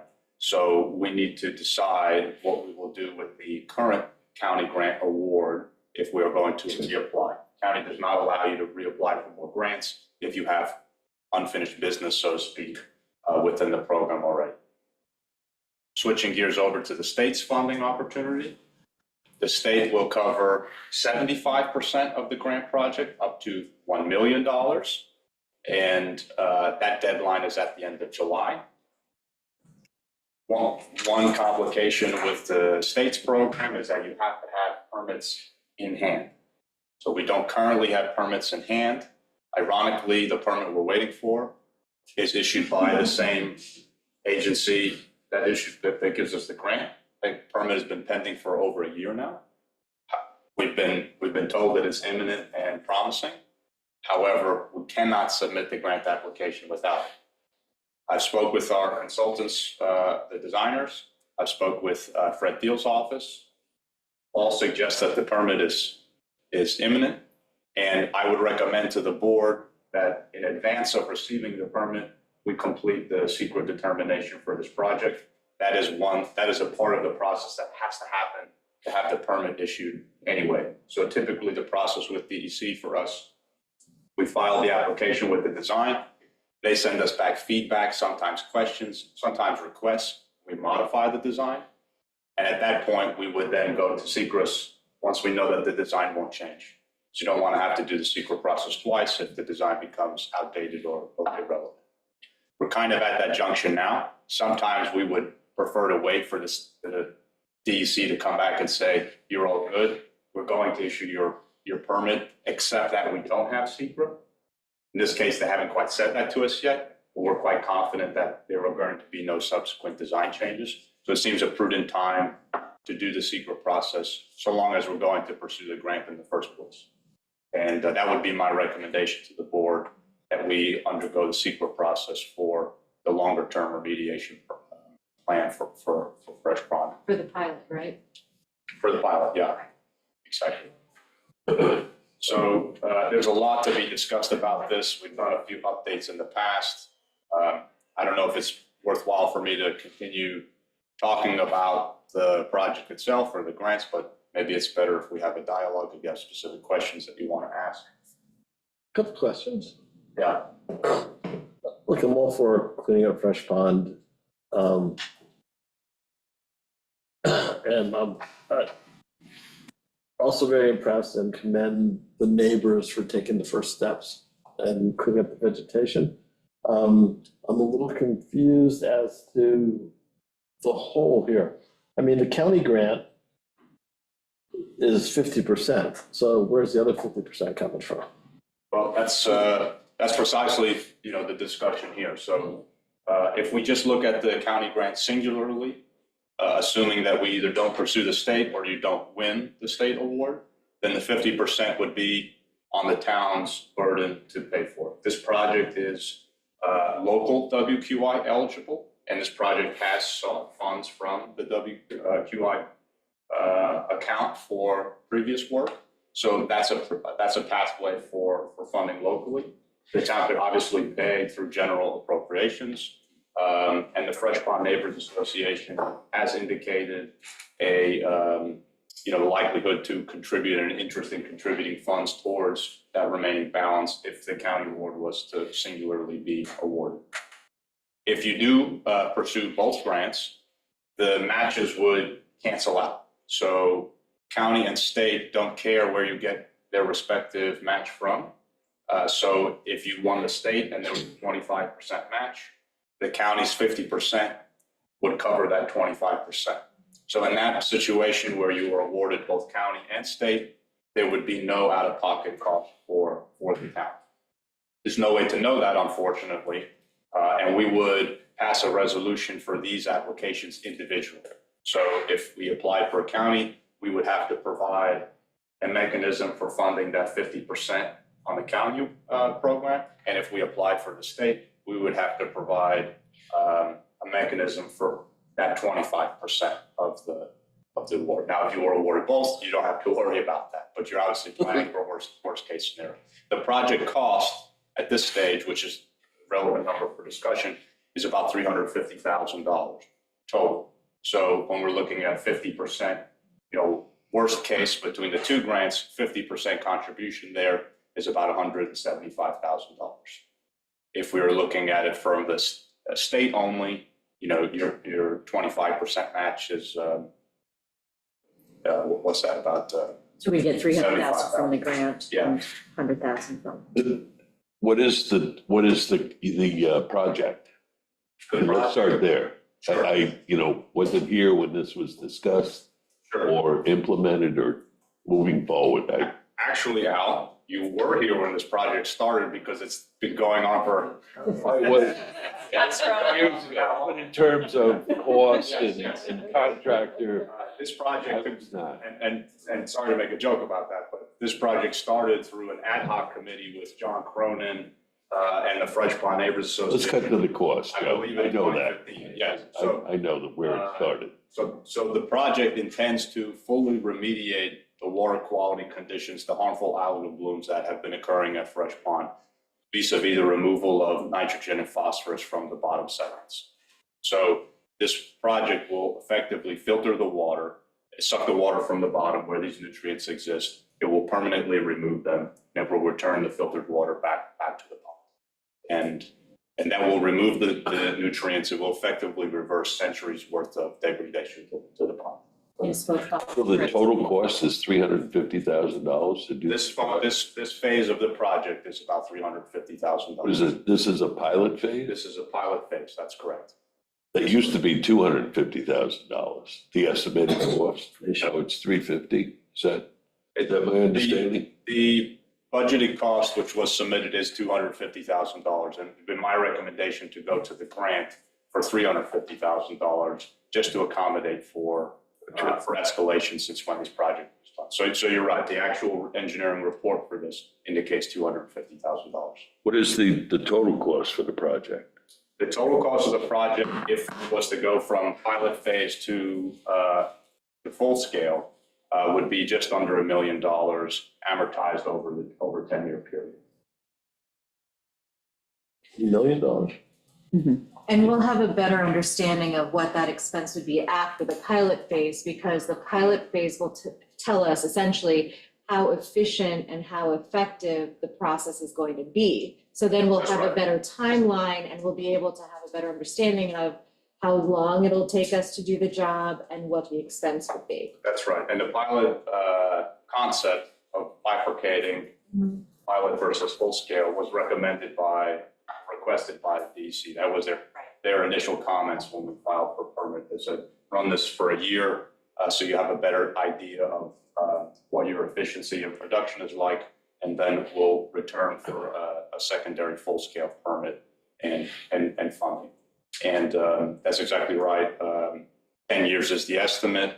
It could be 6, 12, but 10 is what the conservative number that we plan for. And the costs out of that million are front loaded. And the 300,000 is part of that million. So the price tag doesn't start again. If the pilot is funded at 250 or 350 now, none of those costs are wasted. They just get rolled into the next portion, which is the full scale. What is the historical efficacy of the project? Of the technique? Yeah. Quite good. Hypolytic withdrawal has been used quite frequently. It's a commonly established technique for this particular chemical process. What's unique about this application is that we are returning the filtered water to the pond. And that's typically not done because most of the other pond arrangements have downstream discharges, like ponds that discharge to rivers or their reservoirs that have already a discharge volume. And so when the water is filtered, it's taken from the pond and put into the discharge area. Our pond is contained. There's no stream or river leaving, so we're returning it to the pond. So these projects have been conducted in New York State? No, never, nope. Never done? No, and it's not commonly done in New York State. And that's not because of efficacy concerns. It's just because New York State has a very restricted list of these types of pond remediation. In fact, New York State does not do many types of pond remediation techniques that are done in either other states or other countries. And I would add to that point about permitting, that's the purpose of the state's review, is to sort of bless this. That's the permitting, that's a process of permitting. They've expressed their support for the project. Quite frankly, the thing that they're concerned about, and what they've asked us most questions about, is erosion control at Fresh Pond Road, to make sure that we're not washing any stormwater management as a result of the equipment being there is not going to be problematic. Parking arrangements. So they've not actually expressed any concerns about the technique. They've expressed more concerns about the sort of the nuances and the details about how we're going to place this and which direction the plumbing's going to run, things like that. What kind of waste is developed? So the nutrients are extracted through the filtration process, and those are discarded. Those are permanently. How much and where discarded? Several pounds, and it's organic material. So it's not something that's considered hazardous waste or anything like that. Similar to the vegetation removal, all of that waste is going to enter at the landfill at the like brush or vegetation. And that's part of the pilot project's goals, is to understand precisely the scale of byproducts and removals, but the scale is quite small. What's that mean? Couple pounds, couple pounds. The flow of For the whole project? No. As part of the operating process, the flow of water, for instance, is a couple gallons per minute. To give you a sense of scale, we're not talking about enormous outfalls that are gushing water. The flow is similar to what would come out of a garden hose. The pilot project, for instance, is quite slow. Well, and part of the pilot process is also to figure out exactly how much of that organic material we're gonna have to dispose of too.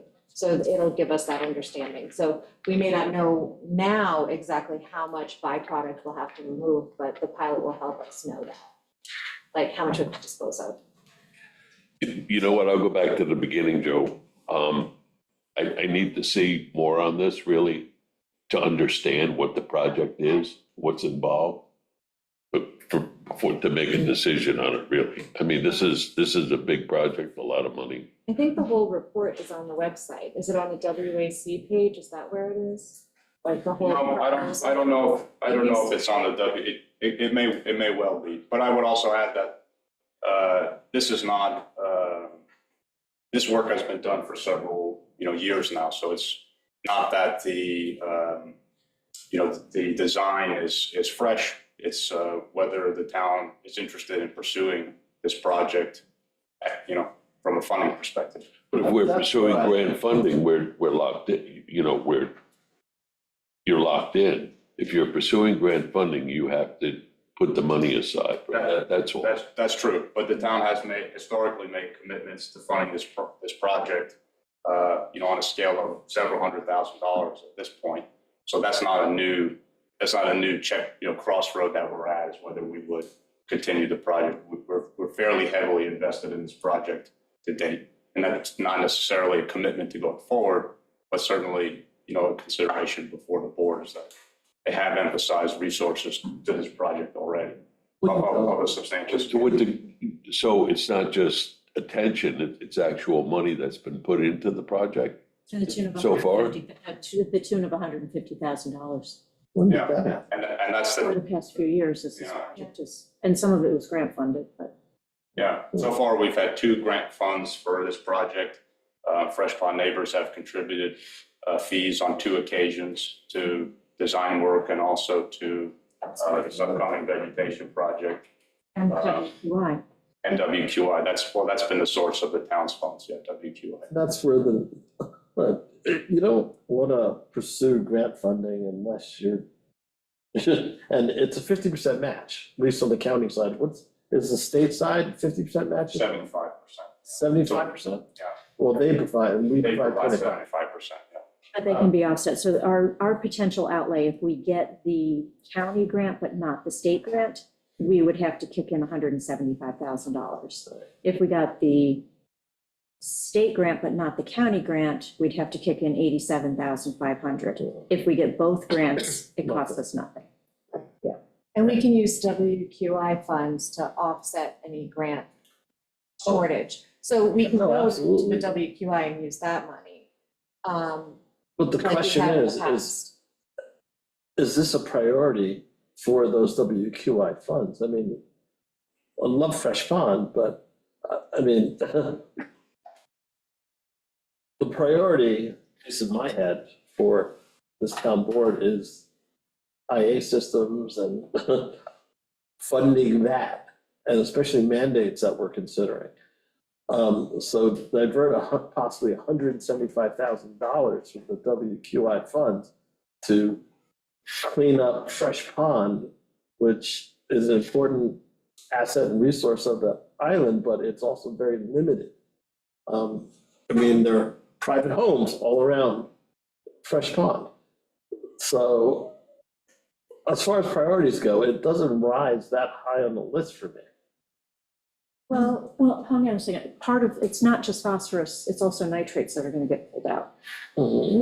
And those nitrates, are they getting into the water, the water table that is downstream? So it's not just the neighbor, the homeowners on the circle, it's whoever's downstream of the aquifer So, water flow. yeah, it's Dickerson Creek, it's Mananic Creek, it's all the homes in between Fresh Pond and the water bodies, all get influenced by Fresh Pond. So if you're remediating Fresh Pond and you're pulling out the nitrates and the phosphorus, then the water that's percolating from the pond into the groundwater, through the water table, into the bays and estuaries is going to be cleaner. So it's actually part of the entire comprehensive water quality improvement program for the island. If IA systems are one piece of the puzzle, you also want to remediate this centuries of degradation that's happened in Fresh Pond, because that will improve the water quality all around Fresh Pond, but also in Mananic Creek and in Dickerson Creek, just like you want to put more IA systems in so that you do the same thing. And so this has the equivalency of putting in more IA systems in the way that it's reducing those nutrients from the water. Do all those houses on Fresh Pond have IA systems? Not Is that yet, gonna be required because- as part of our backing this grant? They don't, but there's a few complications to that actually, and they've been discovered as a result of this project. So as was just being discussed, it wasn't the intention of the project to solve or to provide provide a benefit for downstream groundwater users or to those associated creeks, Menantic and Dickerson Creek, because some pond remediation techniques don't permanently remove those nutrients. Some techniques allow for a locking of those nutrients at the bottom. That those processes are some of them are done elsewhere in New York State. It's an oxygenation process. You've probably seen ponds with bubblers on them. That's for small scale ponds, or for chemical treatment aluminum, which is added to lock those nutrients in the bottom. If we had pursued one of those techniques, which aren't really good fits for the geology and scale of fresh pond, we wouldn't really have much or any influence on downstream groundwater. But this particular technique, hypoluminetic withdrawal, is removing those nutrients, phosphorus and nitrogen.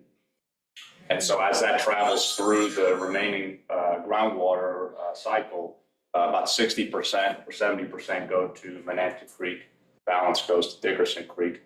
Will not only have a positive impact on the groundwater, the drinking water, as it travels from fresh pond to those creeks, but that water entering those creeks will have that lower nutrient content, which has been associated, with harmful algal blooms in the saline, estuarine environment.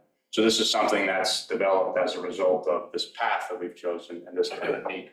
So it wasn't an original goal of the project, but it is something that's developed because of the choices, the engineering choices we've made. I think it's a good project. I mean, I kind of like the project, but Let me just add one more point though, Ben, about the IA systems, because this is relevant, what I wanted to add. We discovered through this project that the pond had an excess of phosphorus accumulated in the bottom sediment. And IA technology currently does not remove phosphorus, and critically important chemically to the pond's functionality is that the balance of nitrogen and phosphorus remain in a relatively precise ratio. IA systems which remove only nitrogen can actually cause an adverse effect on the uptake of phosphorus with certain marine organisms. And so it was common practice to say, particularly for waterfront pond owners or for any waterfront homeowner, you have to have the IA system right away because of your obvious impact and proximity. We've learned now that the pond specific conditions actually would be harmed if we enforced a traditional IA technology to be installed on these pond owners. And so it's been a recommendation both from our engineers on this project and even speaking with some regulators that if we were to force IA technology, we would need to insist on an add-on that would remove phosphorus as well. And some of those technologies are not well suited yet on the commercial market, but that's something that would be critically important if we were to push this policy like you just discussed, which I think is an excellent idea. my argument is do both. If you're gonna do the pond system, to get rid of the phosphorus, you also, it seems obvious to then require the surrounding houses to put in IA systems to deal with the nitrogen side. I guess what I'm trying to say is those systems don't quite exist yet through the Suffolk County Department of Health or approved systems that would reduce phosphorus. Many of them are in the experimental phases. So I agree with you that this is a great add-on for those homeowners, but I would just add that it's maybe premature in how we would spec that for them to do. Well, the spec is to do the system, the pilot system you're suggesting, and then have the houses do IA systems for nitrogen. So there's, Together. I'm gonna jump in here because there's currently an effort being made by the county to get more phosphorus reducing systems online. They're being tested at MassTech right now up in Massachusetts, so they can enter the pilot phase in Suffolk County. So what those systems do is they reduce a combination of nitrates and phosphorus. So specifically targeting freshwater bodies because phosphorus is the problem in freshwater bodies. So once those systems pass the piloting phase in MassTech, then the county is going to be looking for areas where they can install them in Suffolk County as test sites. Fresh Pond Neighbors there's a bunch of homeowners there who have raised their hands to be part of that pilot program so that when those systems come online, they're volunteering to be kind of first in line for the new technology that will reduce both phosphate and nitrogen so that it helps maintain that delicate equilibrium that needs to be maintained in the pond itself so that you don't have an overabundance of phosphorus, which then causes more algal blooms. But if you can reduce the nitrate and the phosphorus at the same level, you can maintain the equilibrium. So it's part of the long plan is to get them all onto technology that would do both the phosphorus and the nitrates. But the technology in Suffolk County isn't there yet, but it's coming. And it's coming in the next couple years. So a lot of the homeowners have already started the process of applying for grants and getting design work done, knowing that they'll be able to plug in the new technology when it's ready. The phosphorus is coming from mostly what, laundry detergent? It comes from the environment. In the pond right now? Yeah. The phosphorus that's accumulated and all of the nutrients that have accumulated in Fresh Pond have been connected with this historical, concentration from runoff and use, previous agricultural use. It's not at this stage directly tied to household septic. The accumulation, the depth of the sediments all suggest that this is a sort of the natural accumulation over many, many periods, part of an unfortunate natural process for ponds as they age.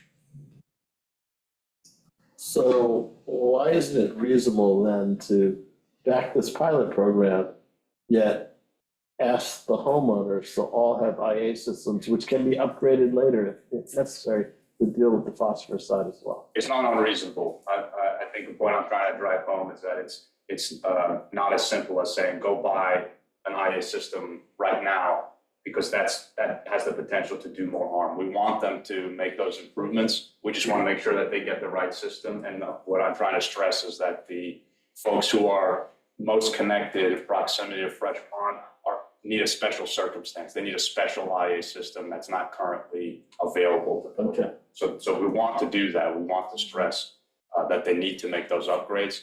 We just don't want them to go through the process now and get a, off the shelf Fuji or Hydro Action or what everybody else is doing, because they need something special. Well, okay, and so you're asking the town to make a commitment to be on the hook for $175,000. Can we ask? Yeah, potentially, worst case scenario, which unfortunately tends to happen every now and again. Can we ask those homeowners then to commit to putting in the appropriate system when it is available? I mean, if we have to commit to $175,000 potential in the future, then why can't we ask them to commit to putting in the proper system when it is available in the future? I think that's a fantastic idea. I don't know how the legality of that works, but I think. Full of fantastic idea. I think a lot of the homeowners have already committed to that and they've also already committed a lot of funds to this project. They themselves are willing to go out and fundraise to try to help offset some of the expense in the grant if we have a shortfall and we need to come up with funds. I know that the homeowners have volunteered to do fundraising efforts to help bridge the gaps monetarily. Fully acknowledge what they've done, by the way, and I've been very impressed by what they've done. Funding the removal of the vegetation, I think, was a great thing that they did. And I want to support them, but I also want to support them sensibly. Yeah, well, I would suggest that. I want to look more into this, Joe. I really Sure. want to educate myself, honestly. Let's set up a time to talk, so we can. Who's the contractor? There is Is it no, Lombardo or there's no contractor. nobody's, Lombardo doesn't exist, or he's not involved in the project? He was the designer, but He was the the designer. contractor is not established yet for the work because Okay. it's. That will have to go out to Yeah. bid. That goes to bid, Yeah, yeah. and it would be, when Lombardo's the designer, we would be looking at a marine contractor for this type of work, to do the installation. But what I would suggest about the Fresh Pond Neighbors is, it sounds like an opportunity to express those desires with them, and perhaps, I don't represent the Fresh Pond Neighbors Association. They have expressed interest in contributing funds, so perhaps, a conversation would be best suited between the board and the neighbors, yeah. Yeah, we'll sit down, Okay, so what I want to do is, so this has a time deadline at the end of June. So if we get the permits and this gets tanked this month, because we're almost into June, would our permits still be good a year from now? Yes, Okay. Okay, so it just delays the project another year, but it gives the new town board members time to see whether or not you think this is a worthwhile project. So this is strictly funding right now for the pilot project, This is strictly applying for a Pilot. grant. and see the efficacy of the operation. Correct, yeah. It's just the pilot, it's not the 2 to 10 year, because, as the money goes, it makes sense to apply for both. yeah. Rather than just one, you know. Yeah. That's- Both of them are. If you get both, then nobody has to worry about it. Anything. Yeah, exactly. That's a reason not to apply for both grants. Right, so really, But if the town ends up on the hook for 175 grand, I don't think that's fair to the rest of the people in the town. I think the local homeowners around Fresh Pond have to commit to doing their part in writing, and we'll figure out how to do it. But they need to be in the trenches with the town with our 175 grand. They have to be in the trenches with us. It's their pond. I mean, no one else really has access to it. No one goes there except them. I mean, so I have a real problem with the town being on the hook for 175 grand for Fresh Pond that is used by 8 homeowners. It's used by more than 8. Yes. Yeah, and it impacts all I the mean, water there's- bodies Well, around it helps there. Dickerson Creek and. No, but I mean, there are people who use Fresh Pond to, swim in recreational, like, I used to swim there every Saturday night. yeah, I mean, so it's broader than that. And then they built the houses and couldn't do that anymore. But we also purchased Turpin's Rest, and so there is access to Fresh Pond from CPF properties. I don't wanna send a message that I am against this, because I'm not. I think it's actually a good project. But we need to look at it a little differently, I think. I would like to support this project. All right, so if you two can take a look this before next Tuesday, so we can at least see whether or not there's willingness to try and apply before, you and I will sit down and we'll go through like timelines on when grants get applied for, when they get awarded, to see like, maybe we still apply for the New York State. That's the end of July, so we have a little bit longer time frame, and then revisit the county one next year. But then again, that would still, that timing doesn't. I'm all for pushing to get both of them applied for, but I feel like I need that other piece. Yeah, because I mean, that's the thing, is like whether or not it's up to $175,000 that we have to come up with either appropriations or applying to WQI under the Habitat Restoration. yeah, that's the worst, It is- that would be the worst case It's a scenario. legitimate WQI expense, Yes, if it's something that we needed to. well, they've go already through that. funded They have. the research on this, so, but if it, if the WQI, says, yeah, we're good with it, pushes it to town board, we still all have to agree, and so. Right. And And it would we already, like, I think from on Monday, we need to put on a rescinding of the municipal wastewater county grant of $250,000, so that we can be back in good standing with the county. Yeah. I don't want to apply for this grant and then have us later say, no, we don't want that, and give that one back. No, We're giving one That would back, be awful. like, it jeopardizes us, it's jeopardizing us applying for You'll this. never So- get another grant again. Exactly. So that's my biggest fear, is that we hurt the town in future endeavors, so. Right. Yeah, no, we don't want to do that. Yeah. Um, Okay, so you two need to take a look at this to see We'll whether or talk not to it's, Joe, yes. maybe get someone from Fresh Pond Committee. Mhm. Yeah. I don't know, maybe Peter, I don't know. Yeah, if you'd like, maybe it makes sense for us to meet first, to discuss internally, and then we can, set up a time for, Fresh Pond neighbors, and, I don't have to necessarily be there for that, but perhaps it's a future work session, or whatever you guys prefer. All right. Just, we are on deadline, and we also need to direct the grant writer to whether or not she's gonna expend energy working on this, but we can't tell her on June 18th, yes, go for it. That might Right, not she be- needs some Yeah, notice. that so that might she not, can- yeah, exactly. When does the capital planning grants committee meet? We are meeting every other week. End of this week, Not this week. It's in the next 2 weeks. next week? Yes.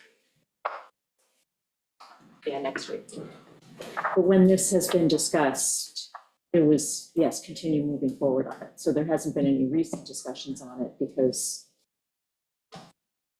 it was all in the hopper. Right. So it was just, next step was come here.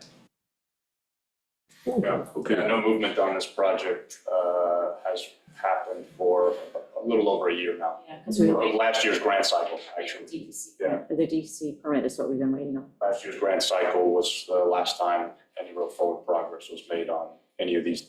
So yeah, at the capital planning and grants committee, it's like fresh pond, waiting on DEC permit. Next meeting, fresh pond, waiting on DEC. Right. Like that's the update Yeah. for the past year. And Joe, just out of curiosity, the grant from the DEC does list hypolemetic withdrawal as a qualifying project, right? It does. But in English, that means what? It means that the exact process that we are recommending the DEC approve is something that is listed specifically on their list of approvable grants for this, you know, it's a type of process that they are willing to grant money for. That's right. And they have in writing expressed their support for the project through the permitting process. So they seem to be engaged and on board with us advancing the effort.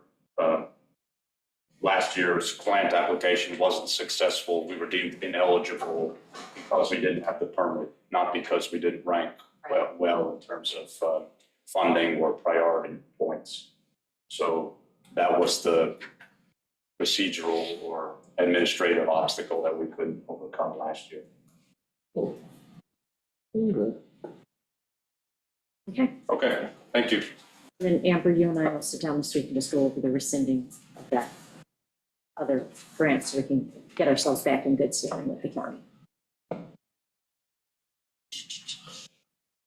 Okay, I know we. Well, downhill from here. Hopefully. The website alert notification, I don't know, Christina, do you have, we had a website committee meeting this past week. And do you have, can you easily do a screen share and just show, there was some, on the town website, when it comes to notifications, we had emergency and non-emergency notifications. And then there was just some discussion about things that are kind of non-emergency, or are they really just communications to the community? So we There was just, one that was, the building was closed. right, which is not really an emergency. So we just wanted to bring to the public's attention, if you go to the alert center on managing your notifications, we now have community notifications. So you get town notifications like the office is closed, hazmat day, shredding day. Non-emergency are more things that could be emergency related. So like if there's a true emergency, you're going to get a notification. If you've signed up for non-emergency updates, a road closure, like that's kind of a good thing to know, because then if suddenly you're like having a heart attack and you need to be transported and you just found out like the road to the ferry is closed, then that you have to go via New York Avenue because you can't go via Cheekwood Avenue or whatever road. I never know roads, I just want to get there. Me too.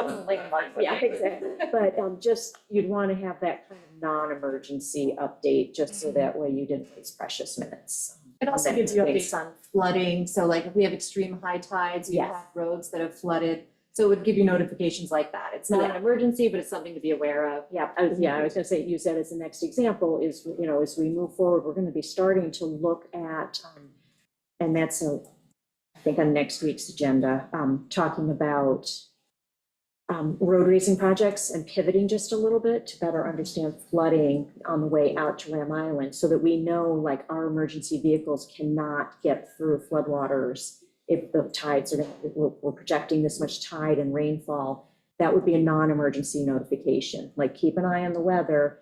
If it looks like, it's going to get worse than this, you may want to relocate yourself off of Ram Island, because emergency personnel cannot get to you if this happens. It's not a current emergency, but it's something to monitor.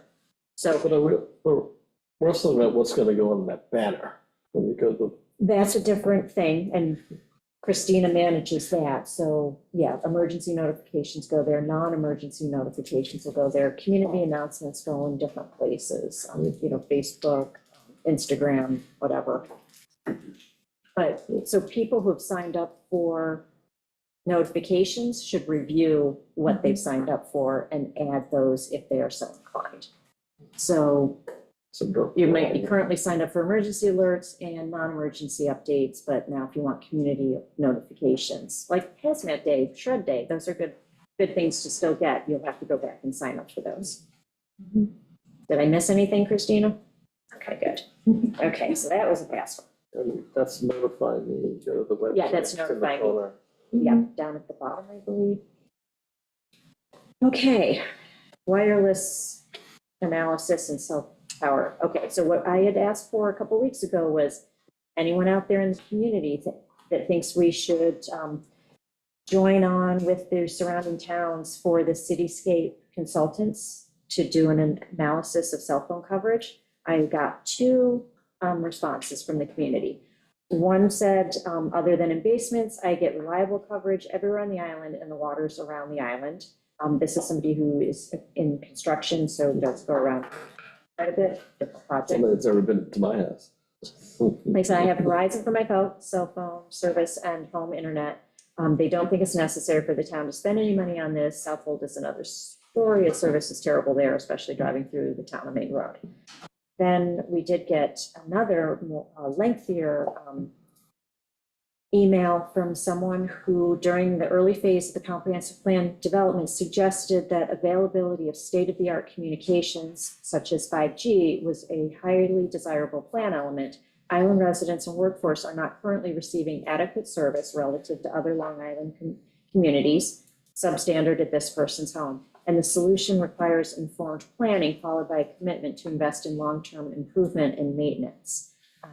They followed up with what prompted the plan comment was to encourage leveraging the planning process to make resources available to drive installation and future maintenance of state-of-the-art wireless service. The 5G high-frequency wireless communications don't travel as far as the older signals, meaning that antennas and signal repeaters will have to be strategically located closer together in order to be effective.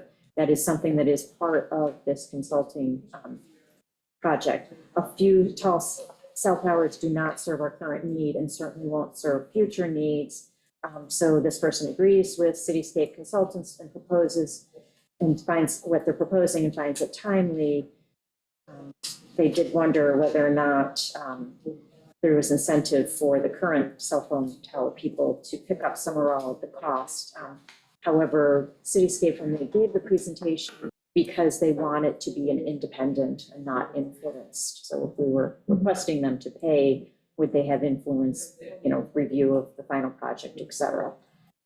So this person is encouraging the town to invest to map the wireless service across the island as a first step in planning, gathering data for improving our underperforming telecommunications asset. They do make a compelling argument. In going back and forth with Cityscape, with 4 communities participating, which we would be the 4th one, the total would be $28,700. We could reduce it in 2 areas. One of the parts of the agreement, which I had circulated to all of you a couple months ago, was that we could save $6,800 if we opted out of the ordinance portion of the project, which is they would actually help us draft ordinances if we were going to be proposing, cell towers or repeaters in certain areas. And then we could also save $5,100 if we opted out of the community polling, which is part of their public outreach, is doing an actual a poll to get more, input from the community. So that would reduce it to either 22,000 or 17,000. We also could time out the deliverables and move part of this into the 2025 budget. Just because my concern is we didn't budget for this, and I just feel like we've got a tight budget right now. Dipped into contingency a little bit faster than I would have liked so far this year. So, thoughts? And I know Cityscape, Southold, North Haven, I think East Hampton's the other one, they're like, are you guys in or out? We'd like to get started on this, like, so, What is the fix? And what is the cost of the fix? to actually. Put up another pole. Yeah, it would be, we would be working with whoever, Elite, or I'm trying to think of the name of the company that the town has, the recycling center, to then put in repeaters and things like that. So that part we don't know. And I think that might be part of what comes out of this, Study. So we don't really know what that, yeah, you know. and they would actually tell us the need, whether Hay Beach has an area that is problematic, or where else. Yeah. Right. Yeah. And they tell us all that without doing the survey, because we don't always get a great response to polls and surveys. and Well, stuff. yeah, they said that they could, you know, that was a piece that they Yeah. could pull out, the community poll, and that would save 5,100. I mean, it's kind of nice to have Mm-hmm. information, Uh-huh. and maybe I should recuse myself because I don't have cell phone coverage at my house. Mm-hmm. So I'm one of those people. No, I don't think. Recuse yourself on that one. No, You're- only if you're gonna financially benefit from this. Yeah, you're piping in as someone in the community who does not have service. I mean, I didn't have service when I was trying to dial 911, and it was a little uncomfortable. Let me just tell you, that was stressful. I mean, if there are holes in our system, and they clearly are, at least Mhm. at my house, we should try to figure it out. But I mean, I do like your idea of pushing it to 2025. At least part of it. They Right. do want to get started sometime away. this summer into the fall. But So the that's piece, helpful. because what they do is they're gonna do they're gonna come out and do all of the mapping. So that's something that would take place in 2024. The piece where they come and give us, you know, our plan and, you know, things like that, we could push that to next year. Like, they'll have the data, but they won't finalize the deliverable to us until 2025. So. Is it essential? No. Is it nice to figure this out and Mhm, improve our system going forward over time? Yes. mhm. So, All right, I will go back to Susan and have her just break this down better for us, and I'll come back to you guys next week.